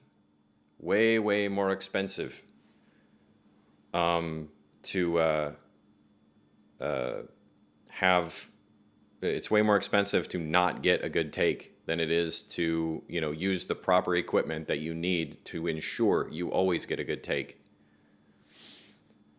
So, I mean, I could go on about this, but, I don't want to bore you because I think it's pretty obvious what I'm talking about. So I'm going to go back here. Please ask questions. If you have questions, please put those in and I'll read some comments. Photographic elements, I used Nucleus Nano on Canon Cine lenses. That's all we had. Yeah, I think I already read that. Let's see here. Travis Teach Me says, I bought the Angler collapsible softbox a while back. They're very similar. I'm not familiar with the Angler. I'd seen these, but I hadn't seen the Angler ones. Cheap ass reviews. Yeah, no, they did not send me these soft boxes for free. If I would have got them for free, that would have been cool. But no, I'm for free telling you about them because I think they're cool products. Casey Neisset has a great vlog where it's a shot on Samsung's behind the scenes, and that phone was in a huge ass rig every time, big lenses and stabilization in every shot. Yeah, just think about how annoying that is to have to do all that, and then to basically think about all the work that had to go in to figuring out how to get that rig to work right. I mean, that's the other thing.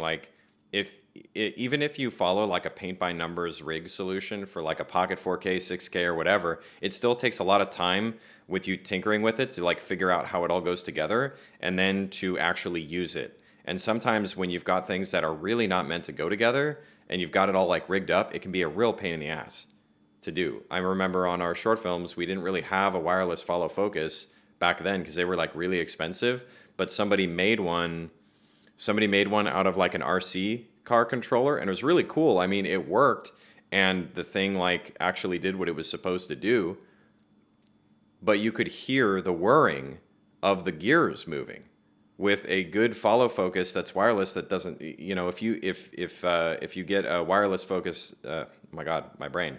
If you get a wireless follow focus now, that is like the Tilta Nucleus Nano, you're not going to hear that. So there'd be no reason if you're, working in a higher end production or one that could just afford a wireless follow focus to go jerry rig one out of an RC controller. There'd be no reason to do that now. Okay? That's what I'm saying about it. Like, all that work to go into rig something out to make it basically do what something is already designed to do just doesn't make a whole lot of sense, especially when the amount of money that you save is not going to be that much. Photographic elements. My film test using iPhones was a series of disasters, usually failed in color grade. Yeah, it's not easy. And like I said, like look at how much post-production work goes into stuff like that, and you'll understand why you shouldn't be shooting with an iPhone. It's not like, that's how effective that marketing was. That marketing campaign for iPhone was just amazing because you really need to go into understanding like the full process. You need to see the full pipeline of how films are made, and then you can make whatever judgment you want. Okay, but the fact is that a lot of times those kinds of things, if it seems too good to be true, that like a camera with that like tiny sensor and all that can like actually make a really good quality product without a whole lot of work going into it, it probably is too good to be true. So that's my thing about it. I've seen a number of situations where people try to compare like iPhone footage or like some kind of cell phone footage to a decent camera. And like a lot of times I'll see comments that make me roll my eyes because they'll say there's no difference between them. And it's like, dude, all you have to do is look at a road and look at the lines on the road. If it's a cell phone footage, I've never seen cell phone footage that's able to capture how motion works with lines properly. If you have, love to see it. But the difference between a good quality cine camera with like a global shutter, for example, is the way that it captures motion on stuff like that's totally different. Maybe if you just have it where it's like, this is what I noticed too, is that when people do camera tests and they want to try to do marketing for somebody else to show how great like a cell phone image is compared to like a professional camera, they'll pick like the best case scenario. They'll go like, oh, well, here's just a bunch of people walking in a park where you can't actually focus on anything. It's just like a bunch of people walking around, and then I'm going to display it in like, on YouTube. That's the only place where I'm going to be able to, see it. Well, there's so much compression on that. What am I going to see? And not only that, but if it's like a whole lot of daylight, well, what happens when I actually have to shoot it at like, its native ISO? I want to keep it like with the best dynamic range, and I actually want to light a scene. It will look totally different. It always does. It always does look totally different. I remember seeing some really good quality images out of the XH1, which is what I'm using right now. And they were doing like some test shots with it. And when you actually like get footage from it in post and you compare to something like Pocket 4K or especially the Pocket 6K, dude, there's a huge difference. Huge difference. But you didn't really see it when you see their final image because you don't know what the raw image looks like. You don't know how much work was put into the final product.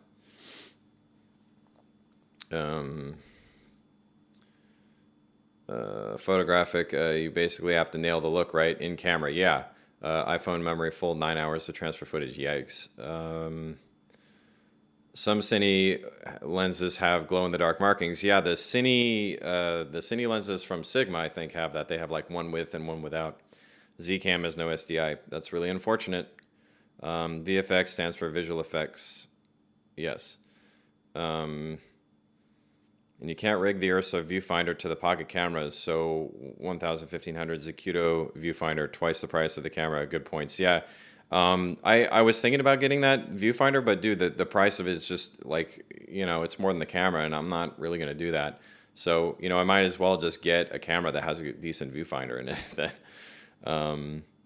Photographic elements. If I were to use a phone, I'd be a Sony Xperia Pro, but would always prefer a real camera. I cannot shoot stuff with a cell phone. When I was on vacation, we went to Washington D.C. before COVID, so it was I think it was last spring. I don't remember now. I think it was last spring or summer. I'm out there and I'm shooting with like I have my XH1. I got the 18 to 35. It's basically the setup right here. And I'm, shooting my snaps and everything.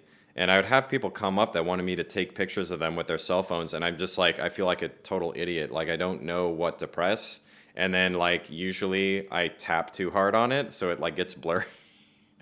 So, with that said, though, there are uses. It's not like I don't want to crap all over cell phone images or whatever, because I know that they can be used for people to make whatever the hell they want.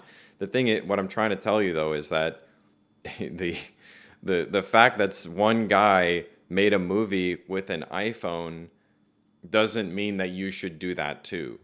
There are people who walk on hot coals barefoot. I wouldn't recommend doing that. There are people who I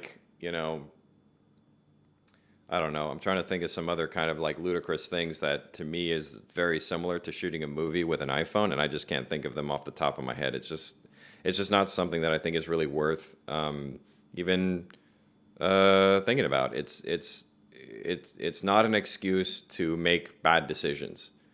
Okay, like I get it if you want to say, hey, a guy made a movie with an iPhone, so don't feel bad about your equipment. I understand that kind of thing. I'm not trying to crap on that idea. What I am a little bit annoyed by is when people try to use that as an excuse to not actually understand things, to not understand why you use certain gear in certain situations, or to get you to make bad decisions. I don't think that you should have what do you call it, gear lust or whatever you have should work fine. But if you're using like your Pocket 4K, for example, and you're saying to yourself, man, I really wish I had a viewfinder. This is so annoying. Like it's so annoying that when the sun's out, I have to use like a 1500 nit monitor on the front. And even then, it's like annoying to look at. I want it to be like, fully encompassed in my vision, and I can't really do that. Then I have to get one of these, gizmos that slaps down on the front, and I got to put it on the side, and it becomes this whole monster that I have to construct before shooting. I just want to, get my camera, put the viewfinder on, and just look through it. Well, if you're saying that a lot, don't let other people tell you, oh, your gear doesn't matter, because it does. It totally does. It means that you're not able to enjoy your experience shooting what you want because you don't have the gear to accommodate for that. If you don't have it and you're struggling and you're not able to get what you want because you don't have those things, then go get it. If you find yourself shooting in 10-bit ProRes because you find that gives you good enough image quality and you don't need Blackmagic RAW, or you don't need 3.1 RAW or Cinema DNG, or you don't need any RAW whatsoever for the kind of thing you do, don't let somebody else tell you that you shouldn't go get a camera that just shoots 10-bit 422 that has all the other things that you need. Here's another one that I really like. People telling you, well, you don't need autofocus. The best movies in the world aren't shot with autofocus on cameras, and you're sitting there and you're by yourself, and you're using your Pocket 4K camera, and you're trying to shoot like music videos or whatever it is all by yourself, and you can't follow focus worth crap because it's just too hard. Dude, then get a camera with autofocus. The decision is already there. You don't need somebody else to tell you what you should or shouldn't do. The gear would matter in that situation. If you need autofocus, go get it. It's not like, it's not a situation where you just go, oh, well, you don't need autofocus. People can make movies with iPhones, so your gear doesn't matter. It's just silly.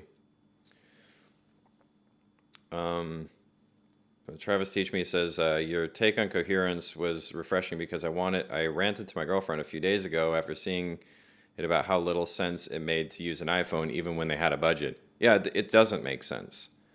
It's a silly decision to make. Unless, like, I think I said that if you do that, if you have the money to not have to use like an iPhone or like a camera that sucks on a production, the only people who are going to do that are like people who really want to challenge themselves for some reason, or masochists. Like, I don't really understand why you'd want to do that. It's, other than those reasons, I can't figure it out. Or you got paid, if you get paid to do it, if it's like somebody paid you $1 million and they said, use this iPhone on your next movie. Okay, like, not only will we pay you like money in your pocket, but we'll also pay for the production. It's like, okay, why not? Why wouldn't you do it then? Like, it'll be a challenge. You're getting a bunch of money out of it, and then you do it once and it's over. Maybe it's like a ghost house situation, where someone says, "Hey, your rich uncle says go sleep in the ghost house overnight, and if you survive, you get $1 million." That's what it sounds like to me. So, do it once, get it out of your hair, retire. So, yeah. So I've got about, I think I might end up leaving a little early if I don't get a lot of questions in here tonight, because things, but yeah. Yusuf,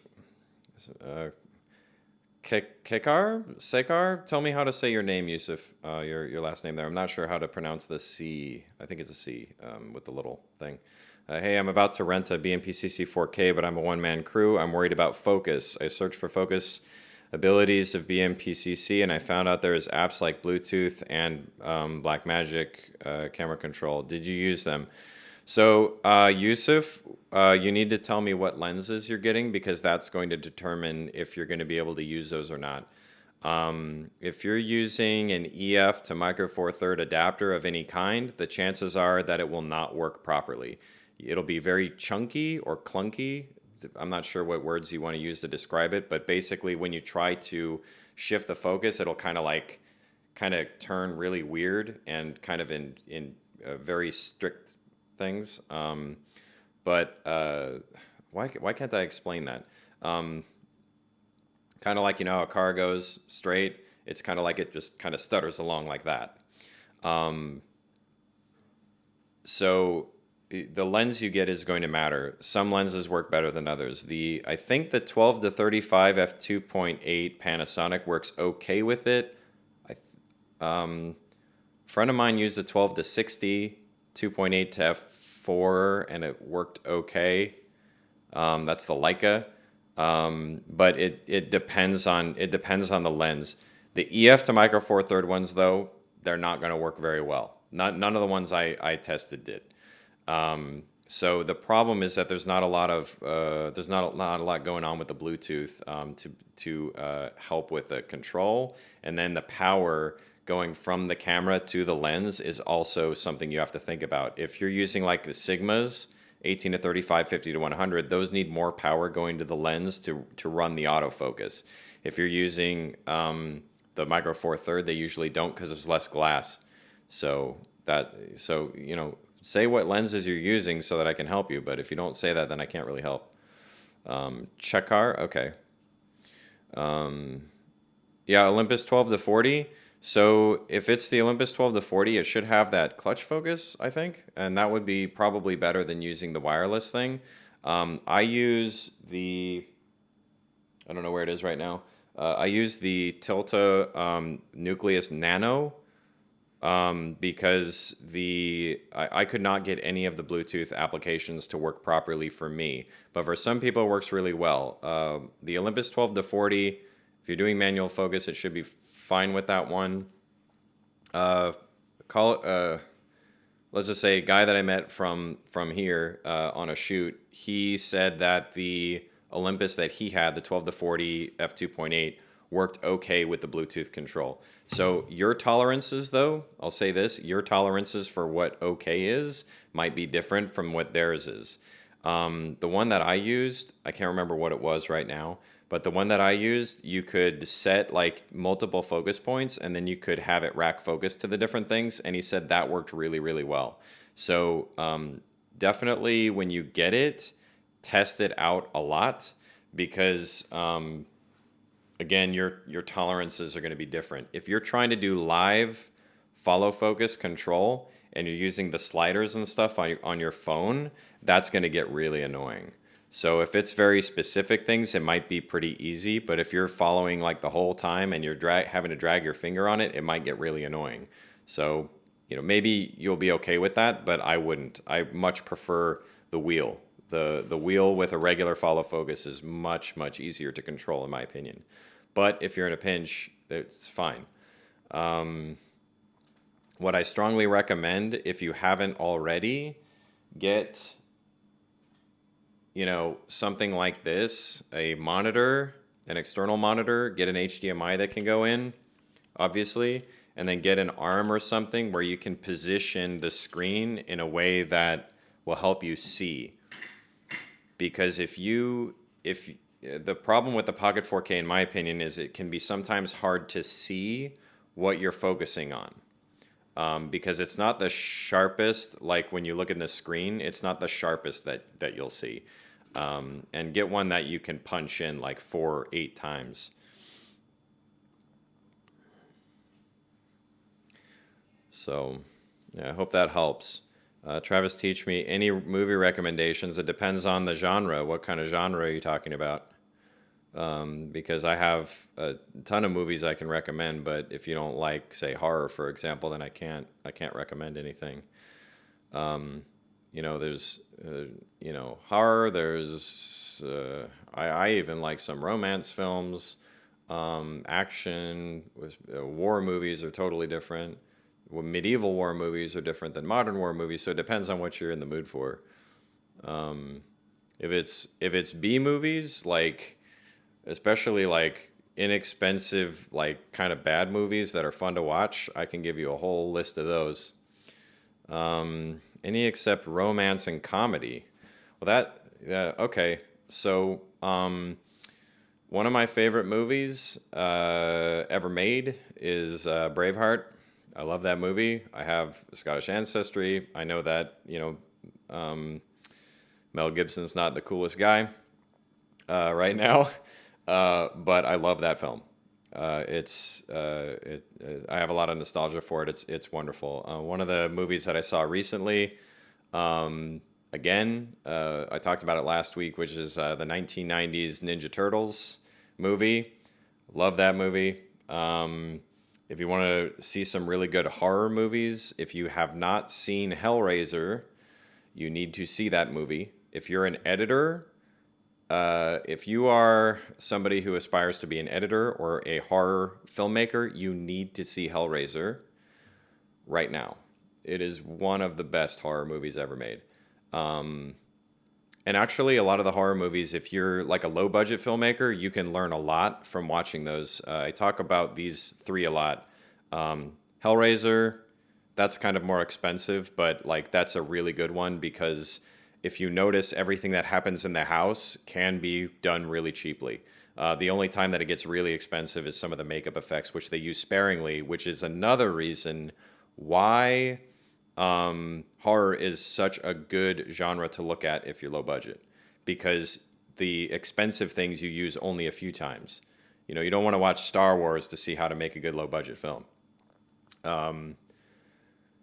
Hellraiser, to me, they're staples for every filmmaker. Hellraiser, Nightmare on Elm Street, the original, of course, and Halloween. Halloween is brilliant. It is, to me, one of the best uses of every piece of filmmaking that you can have. The only thing I don't like so much in it is really the music, but it's so iconic that it works anyway. So, yeah, I can't really complain about it because it was so effective.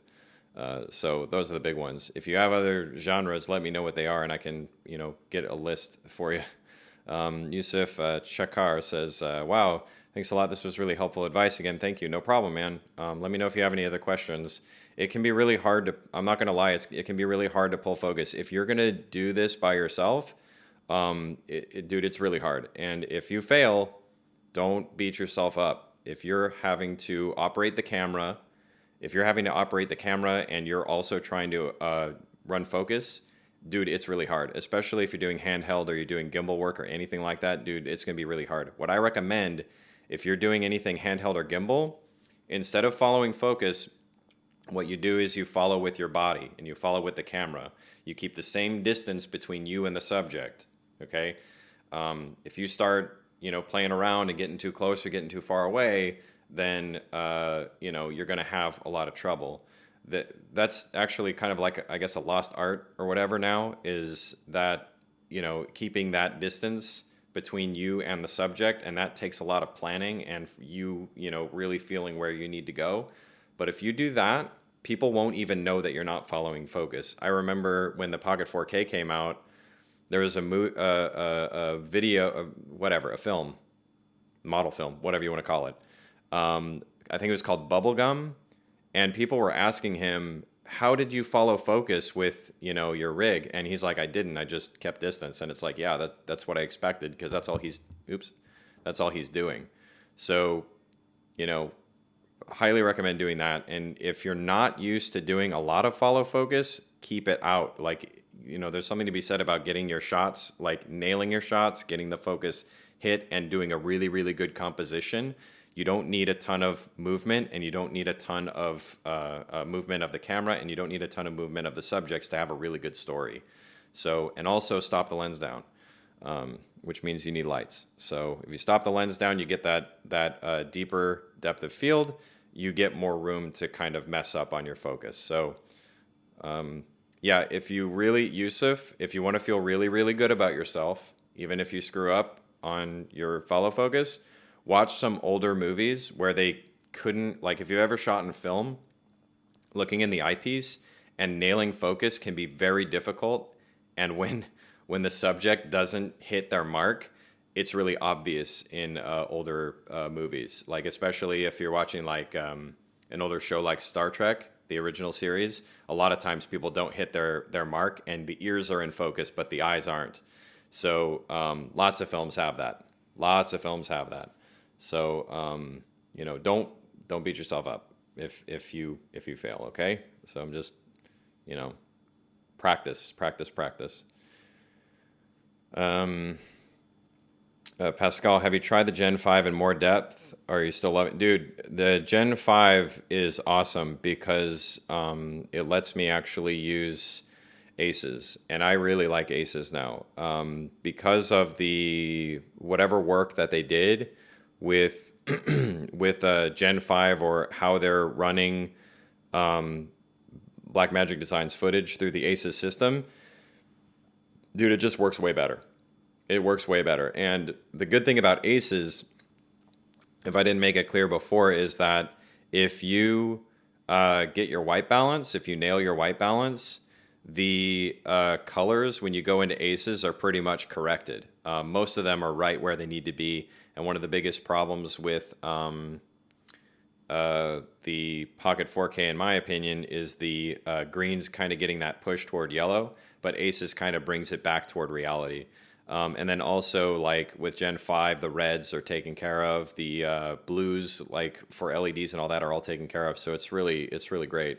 And it really makes it where the tools that I talked about before from Bald Avenger, the OFX tools that he created are great. Like they work really, really nice with Gen 5 now. So very happy with it.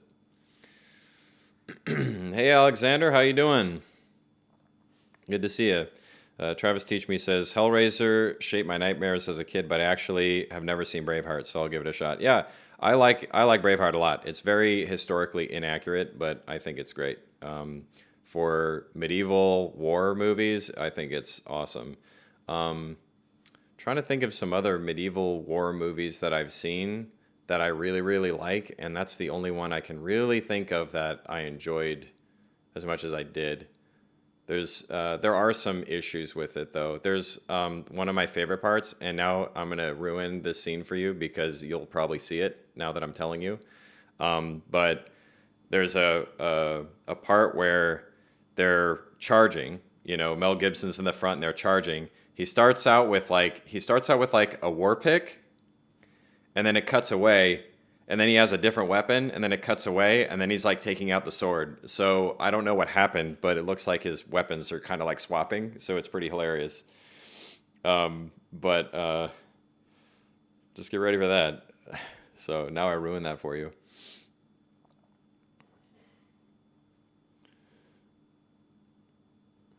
So yeah, I think that there's another editing mistake in it, but it's like a smaller one. But I really like that movie. The torture scene gets a little kind of, but you'll see what I mean. Yeah. What other movies would I recommend? I'm like the the thing that I've been really into, and I've said this for a bit, I said TV is the new film, because when Netflix started making like their Netflix originals, HBO really started it when they made The Sopranos, and they kind of had this long form storytelling. My opinion is that I love long form storytelling more than I do films, and the reason for that is that you get to like watch more of the development of characters throughout a longer period of time. So one thing I always think is really annoying is in a movie, like characters will meet each other and then they fall in love like that. And that happens all the time. And it's like a little frustrating, especially if you're watching a movie that's supposed to be kind of realistic, like it's trying to do this realism thing with it, and then that happens. It's like that's not really how people are. And sometimes things feel really, really rushed in a film. And what I started to find with especially like a lot of the Netflix originals that I've enjoyed is that they give things time to breathe. If characters are having a moment where they kind of don't like each other for a bit, they give that some room. You know, they don't rush into, 15 minutes in, we got to hit this thing. 30 minutes in, we got to hit this plot point. 45 minutes in, we got to hit this plot point.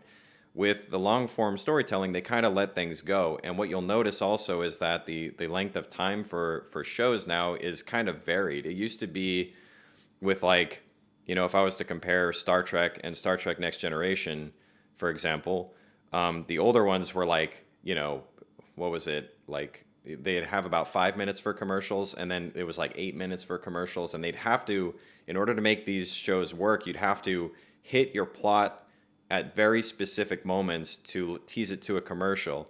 And then now with Netflix originals, with HBO, Amazon's doing it. Basically, everybody's doing this now. They're not constrained to those commercial moments. So it actually makes it where the serial kind of way of telling stories is really, really satisfying. Just to kind of compare, if you ever read The Three Musketeers, it's done in a very serial way, and it's so fun to read because it's all these little adventures that are part of this overarching adventure that you get to kind of follow them through. So you get these really big moments and payoffs, these setups that take a while and then they pay off, and then you get another segment. It's a good setup and then a payoff, and they're all kind of these different varied things. If you watched The Witcher, like the Witcher series, if you watch The Sopranos, if you watch really any of these longer form storytelling shows, they the good ones especially, they do such a good job, and they're worth investing that kind of time. Travis Teach Me says, I definitely agree. I just finished Dark, and it was almost perfect. Dude, Dark was awesome. I'm glad that somebody mentioned it on here because I thought it was a different show. Like, that was a show that I actually wanted to watch all the way through. The ending got like really crazy for me. Like my wife and I had to like discuss what happened at the end, like for a couple hours to figure out everything that had happened and how it all like worked. But yeah, that was a really good one. It kind of had me, wrinkling up my brow it's pretty hard, like at the end, but I really enjoyed it, and the look of it is awesome. They have, if you watch Dark, that movie has two locations that are absolutely gorgeous for doing storytelling. Number one is that shot of the cave, because the cave, if you notice, when, I don't want to give anything away, but when things happen, you'll see that there are things that they can place that are cheap, that they can place in front of the cave that signify completely different things from one place to the next. And it looks really ominous. It's great. The second one is that I think it's a bridge, but they have this brick pathway, and then they're usually there at night. Like the kids meet there at night. If I remember correctly, like one of the uses is one of the kids are meeting up with somebody in a car, and it's at night, and they have these street lamps that are lighting it. It's gorgeous. Like that's a painting. Like when you look at that, man, that's why you need good location scouts. But that kind of location can really help tell your story. It looks incredible. Like that scene, every time I would see a scene with that location, I just go, man, I wish I had a location like that in my neighborhood. um, Alexander says, I got a name, Jim Croce? How do you say that? Great song to listen to if you want. Also featured in Django Unchained. Yeah, I'll have to check that out. You know, I haven't seen Django Unchained. And it's because you guys are going to hate me for it, but I'm not really a big fan of the director. I know it like I'm going to get flack for that, but I'm not really a big fan of his movies. They just don't click for me. I haven't seen that one yet. Oh, here's a movie. If you like older, like kind of B movies, The Last Starfighter is one of my favorite movies ever made. And I keep hearing that they're going to try to make a sequel, and I don't want them to do it. I don't want them to remake it. I don't want them to do anything with it. I love that movie just the way it is. So I will probably ignore it if they ever do anything with that. Love that movie. Good soundtrack too. Oh, here's one. Oh no, you said no comedies.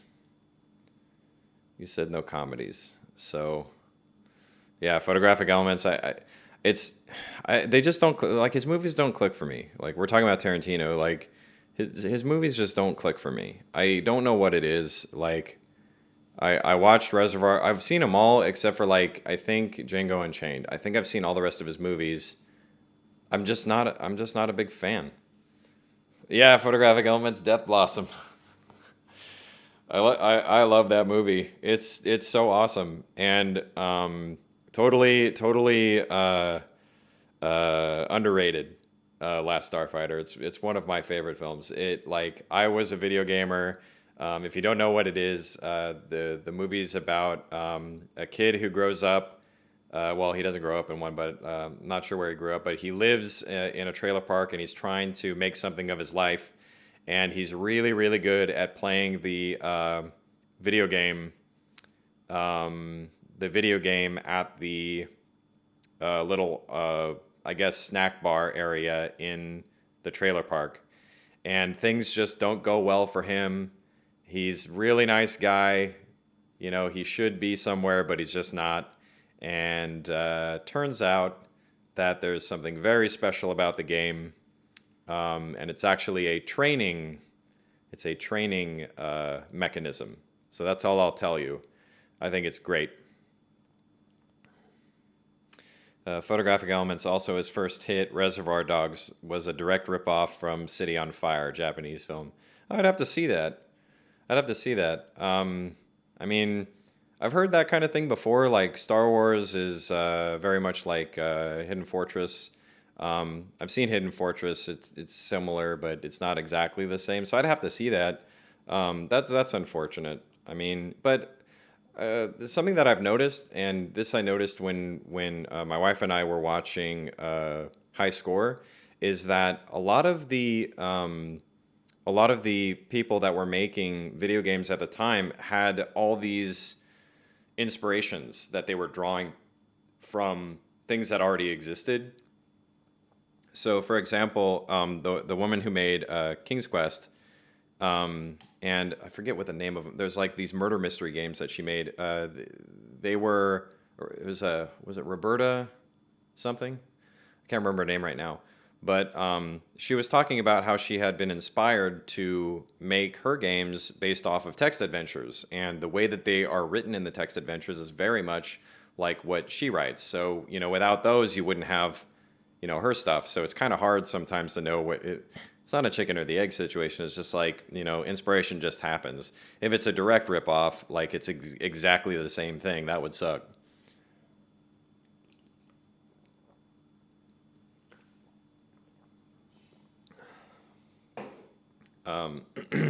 Yeah, and he also, if I remember correctly, he also lifts imagery out of other films. But I mean, Spike Lee did that too. I mean, other filmmakers do it too. So I'm not sure. It's kind of like you gotta I think everybody has to determine for themselves where um, paying homage is and where ripping off begins. It's hard for me to sometimes know what to say about that.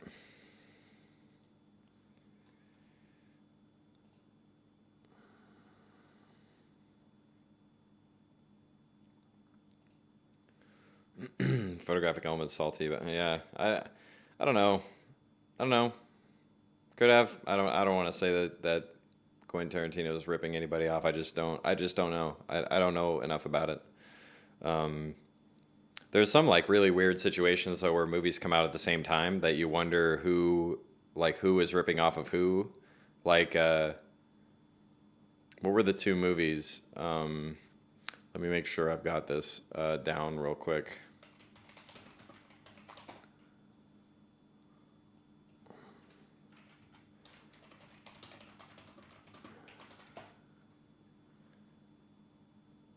Uh, yeah, let me. Wait, what? Okay.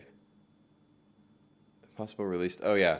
So, yeah, I kind of. That's a little weird. Um, it's a little weird.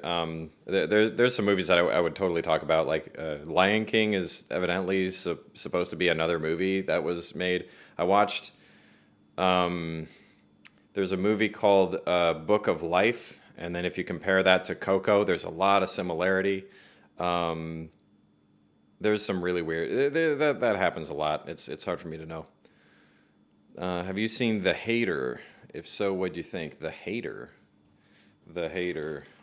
I know about The Hater's Ball. The Hater, Hater's Ball from Chappelle's Show is one of the funniest sketches ever made. Uh, I've never seen this. Let me look at the IMDb real quick.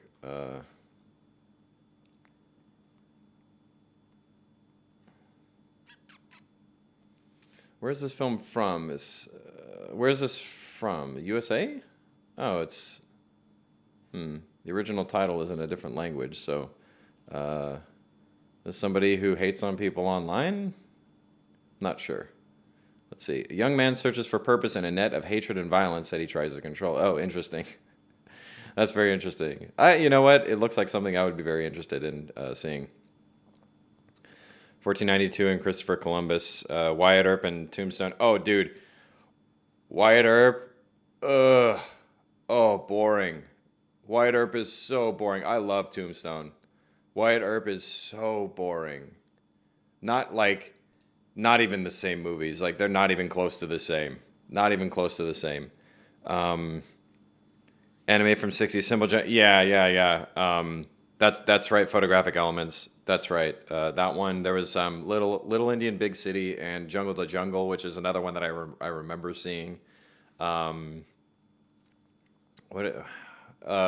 Deep Impact and Armageddon. That was a funny one. Those like I think they came out like the same year or within a year from each other. Um, that was crazy. Yeah, that happens a lot. I always think like if that happens, somebody sold the same idea to two studios, and then like one studio tried to get done first to kind of cash in on the idea before the other one. Um, so yeah, Wyatt Earp and Tombstone, man, Tombstone's great. Wyatt Earp, dude, pass, hard pass, dude, hard pass on Wyatt Earp. I mean, it looks nice, but it is so boring. It's so boring. Tombstone's great. Tombstone has a great cast. Let me just look up the cast real quick so I can read it off.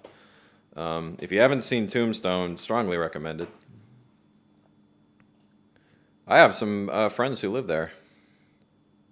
In Tombstone, like in Tombstone. I have friends who live there.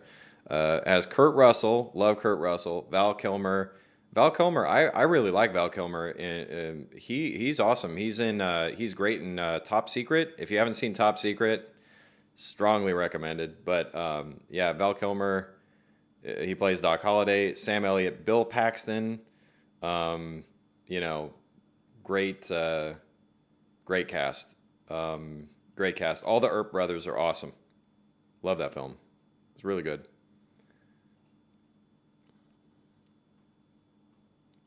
Um,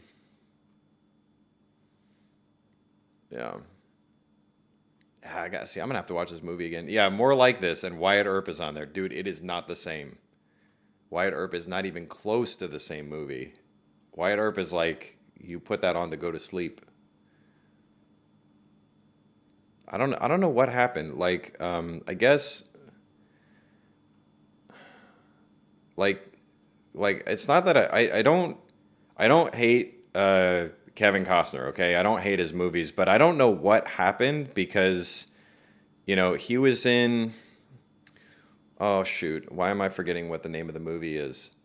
Uh, what is the movie that I'm thinking of? Give me a second.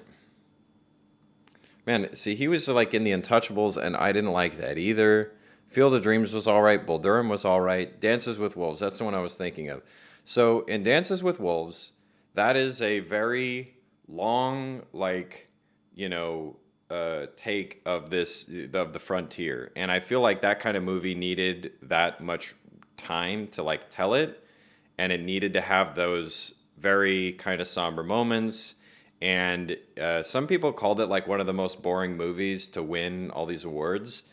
I don't agree with that. I actually really like that movie, but it's kind of one of those ones you have to sit and like, fully get through. But then it was like, Wyatt Earp, uh, Waterworld, The Postman.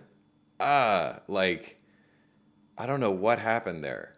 And Mr. Brooks, I didn't like that. I mean, there's a bunch of his stuff that I was just like, I didn't understand why he was doing it. Tin Cup I've seen like 100 times, but it's because it was on Comedy Central. But like there was just movie after movie after movie. I remember it. It was in that time. Dances with Wolves came out, and Prince of Thieves, which I've seen a million times because it was one of the only Robin Hood movies that I was really familiar with when I was a kid. But it's really not great, especially if you see the director's cut. But like, yeah, Wyatt Earp, Waterworld, and The Postman. I saw those like back to back to back for Kevin Costner movies, and I was just like, what happened? Yeah, the Robin Hood Prince of Thieves. I think I liked it. Um, I think like as a kid especially, I liked it because I really liked the medieval period. Like there's a lot of things that you can do in that period, and I read the thick ass book on Robin Hood, like this thick. It was one of the only books that I remember reading that was like that at the time, and it was the whole story of Robin Hood, and it was my favorite story, and it was one of the only ones that were really out, other than the what was it 1940s 50s 60s. I don't remember when it came out. The one with Earl Flynn. Like I didn't like that kind of thing, but I really liked Prince of Thieves.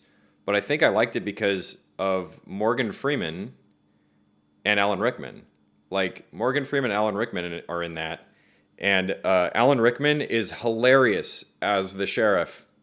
He is freaking hilarious in that. And someone's talking about Men in Tights.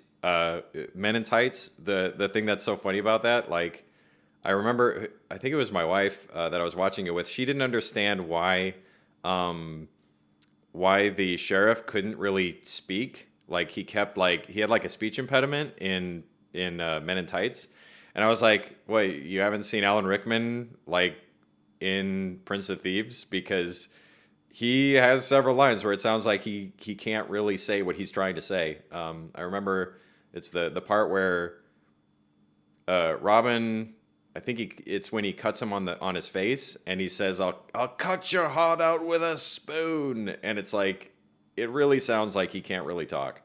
So, kind of love that, but that's why he does that. Um, Yeah, Michael McShane's in Prince of Thieves. Like, there's a lot of really good. Nick Brimble. I remember. I don't know what else he's been in, but he played Little John, and he was perfect for that role. But I remember not liking Kevin Costner as Robin Hood, though, and I couldn't figure out why. I like Black Arrow, illustrated by Nathaniel Wyeth. Let me look that up. The Black Arrow. yeah, I was just like, when I was a kid, the Robin Hood story just like had me. Black Arrow, um, by Nathaniel Wyeth. Let me.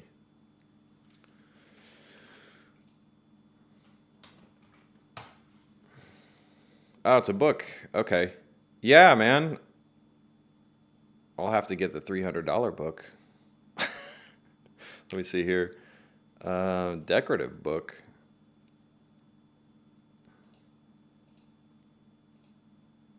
Yeah, I'll have to look at this. I'll have to look at this. I don't remember what the one that I had. I might have. When was this written? Black Arrow, 1929. Yeah, I think this is what I read. I think this is actually what I read. Yeah, I'm convinced this is what I read. But it was like, this is an old book. Like, it's like an old book cover. But yeah, it was that thick. I'm pretty sure this was it. Yeah, Christian Slater. Christian Slater in Robin Hood Prince of Thieves was pretty terrible. Yeah, and then like just the reveal of them being related was really bad.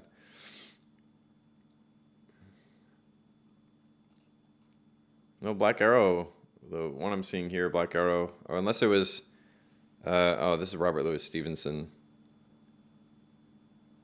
Oh, maybe it wasn't the same one.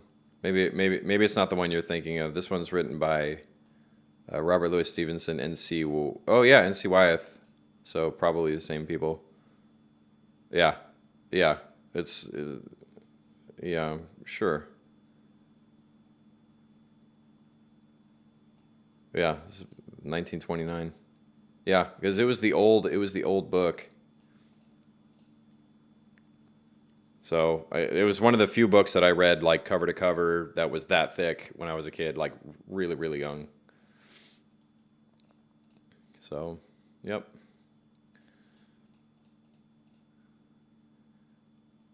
Alrighty. Well, yeah, I think we're gonna call it a night. If you have any last minute questions or anything for me, please let me know. I could name off a few more movies that off the top of my head that you should watch if you haven't. Um, let me just. I've seen so many. Oh, if you haven't seen Manborg, watch Manborg. It's awesome. In the same vein, uh, oh man, what was the name of it? There's there's a movie on Netflix. It's like post-apocalyptic. Guy uses like a hand weapon that's basically a Nintendo Power Glove. Ah, shoot, I can't remember the name of it now. See, that's the problem. If you ask me to name this stuff off the last minute, it sucks. Because my brain doesn't work like that. I'm like terrible when it comes to doing like trivia and all that. Tony, don't you have a Vimeo? No, I don't. Or a Vimeo, however you say it. Couldn't find it. Sorry for asking. I'm new here. Is there a platform that we can watch your films? I don't really make those anymore. The films that I worked on were many years ago. I have a few on YouTube when we worked on a couple short films with some friends. But like, I don't really work in the narrative sphere so much. The my days doing that have come and gone. When I was in college, I worked on quite a few films with people. I've never worked on something as big as like a feature because it's a huge undertaking, and I just never had the time to do something like that. Mostly what I did for production purposes were I worked on a kids show as a production assistant, and then went on to editing the scripts, which sounds weird for a kids show, but I was doing that. I worked in the news for several years. I worked in visual effects as one of the credits I have is a global production manager, which has to do with managing work that's coming in and out from outsourced facilities. I have credits as technical director for visual effects, that kind of stuff. And then later, I worked in doing learning and education kind of media. So that's what I do now. I don't really work a whole lot on the films anymore. It's not something that I do. And when I was working on it back then, we would submit to film festivals, and most of the work that I was doing was not directing or whatever. I was an assistant director, or working with the producers. So that's a kind of background that I have mostly, and I had to learn how to do all the other stuff with production. Like when I was learning camera work, that was all mostly from working in news and that kind of thing. I didn't really learn that in college because that was not what I was focusing in. And also writing. I would say that more than writing, I like actually doing what's called script doctoring, where you take a script that somebody has already written and you kind of help them structure their thoughts in a way that makes sense and works for a film or works for a show. So I kind of prefer doing that kind of work. As far as like, I've never directed anything, and for cinematography, I was like cinematographer on one short film that was for like a 48-hour film festival project, something like that.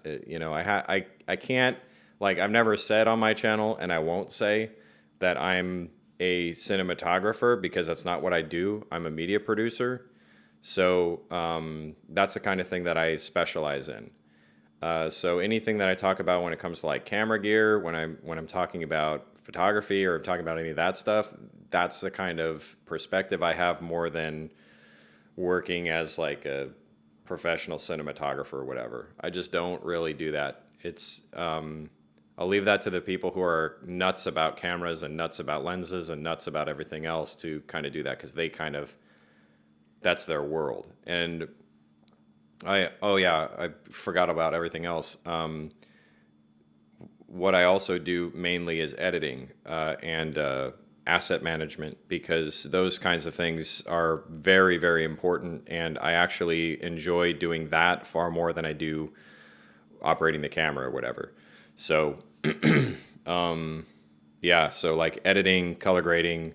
I even enjoy doing audio fixes because it's usually a challenge to get through that. So, but for cinematography, or like if you're trying to find like films that I do, not really going to have a whole lot of that. I have like this YouTube channel, and then most of the other things that I work on are either owned by the people who paid for the product, so I'm not going to put it on my channel, or it's something that I did like before that I don't have the product anymore, or whatever. Like that's most of it. But yeah, and then the other stuff like for education is all put on for the colleges. So you might like HBO series Avenue 5. It makes fun of company bureaucracy and marketing. Watch. Oh, for sure, dude. I would love that. If it's similar to Silicon Valley, I would love to see that. Silicon Valley, man, like the stuff they talk about in Silicon Valley, especially with how different firms sue each other, and then how venture capitalists will basically steal your company from you. Dude, all that stuff's true. All that stuff's true. It's pretty amazing.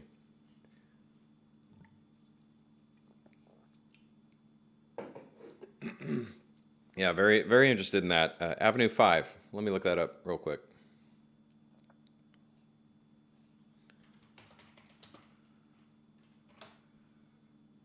Avenue 5. Oh, interesting. Confident controlled space cruise ship tries to get along with everyone. Okay, that's interesting. Oh, it's science fiction. Okay. Oh, dude, Hugh Laurie's in it? He's not going to be a jerk doctor? Then I might watch it. Hugh Laurie's awesome. If you like Hugh Laurie, strongly recommend, if you haven't seen it, Blackadder. He is awesome. Avenue 5 has been described as set in the future, mostly in space. On board the interplanetary cruise ship, the Avenue 5, a momentary loss of artificial gravity and accidental death of its chief engineer, sends the titular vessel a few degrees off course. It's estimated it will take the ship 3 years to return to Earth, and with only enough supplies to sustain her many passengers for the intended 8-week-long cruise, the crew of the Avenue 5 must struggle to maintain order and return the craft safely. Has Hugh Laurie, Josh Gad, Zach Woods, Rebecca Front, Susie Nakamura, Lenora Critchlow, Nikki Amuka Bird, Ethan Phillips. Yeah, I'm actually, how many seasons? 1 season? Yeah, looks interesting. Looks interesting. Cool. Yeah, I think I'm gonna check it out. I've been looking at getting HBO because they have a bunch of stuff I want to see that's like on their live stuff. So, or not live, but on their streaming service. So, oh, sorry, Photographic Elements. I just read what was on the Wikipedia. This is the premise of the whole movie. How can it be? It's a premise. How could it be a spoiler? How could it possibly be a spoiler? It's like, you know.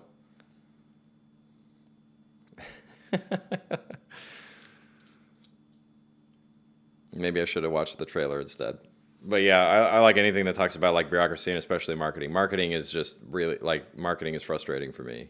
I get it. I get why it's there. It's just like it's certain marketers. It's essentially like how do you lie without lying about the product, and how do we?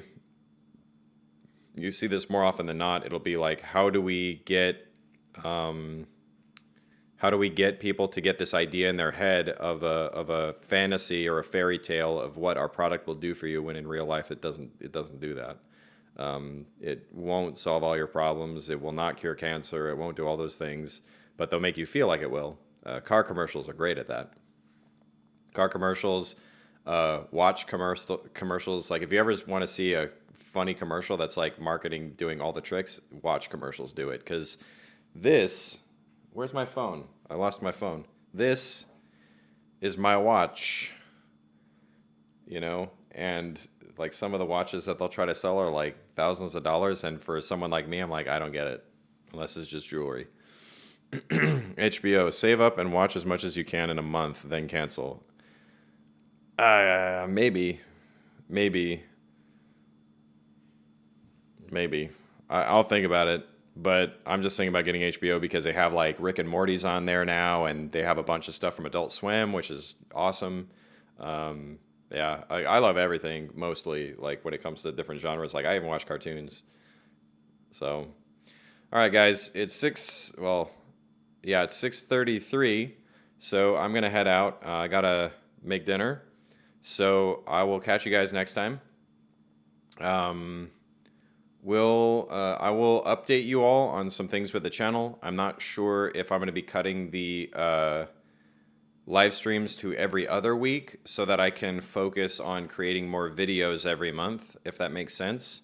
Because, you know, with adding the Facebook group and all of that, it kind of eats into the amount of time that I have. So, you know, I'll revisit how I can allocate my time so that I can better serve the channel. It might be where I do this, like I said, every other week just to try to supplement for all the other things I'm doing. Okay, so I hope you guys have a good week. Please stay safe. Keep on the lookout for when I post a link or whatever I can to the Facebook group. I created a Tony Day Facebook account. So if you want to, you know, friend me or whatever on there, you know, go for it. And I will catch you guys all next week. See you later.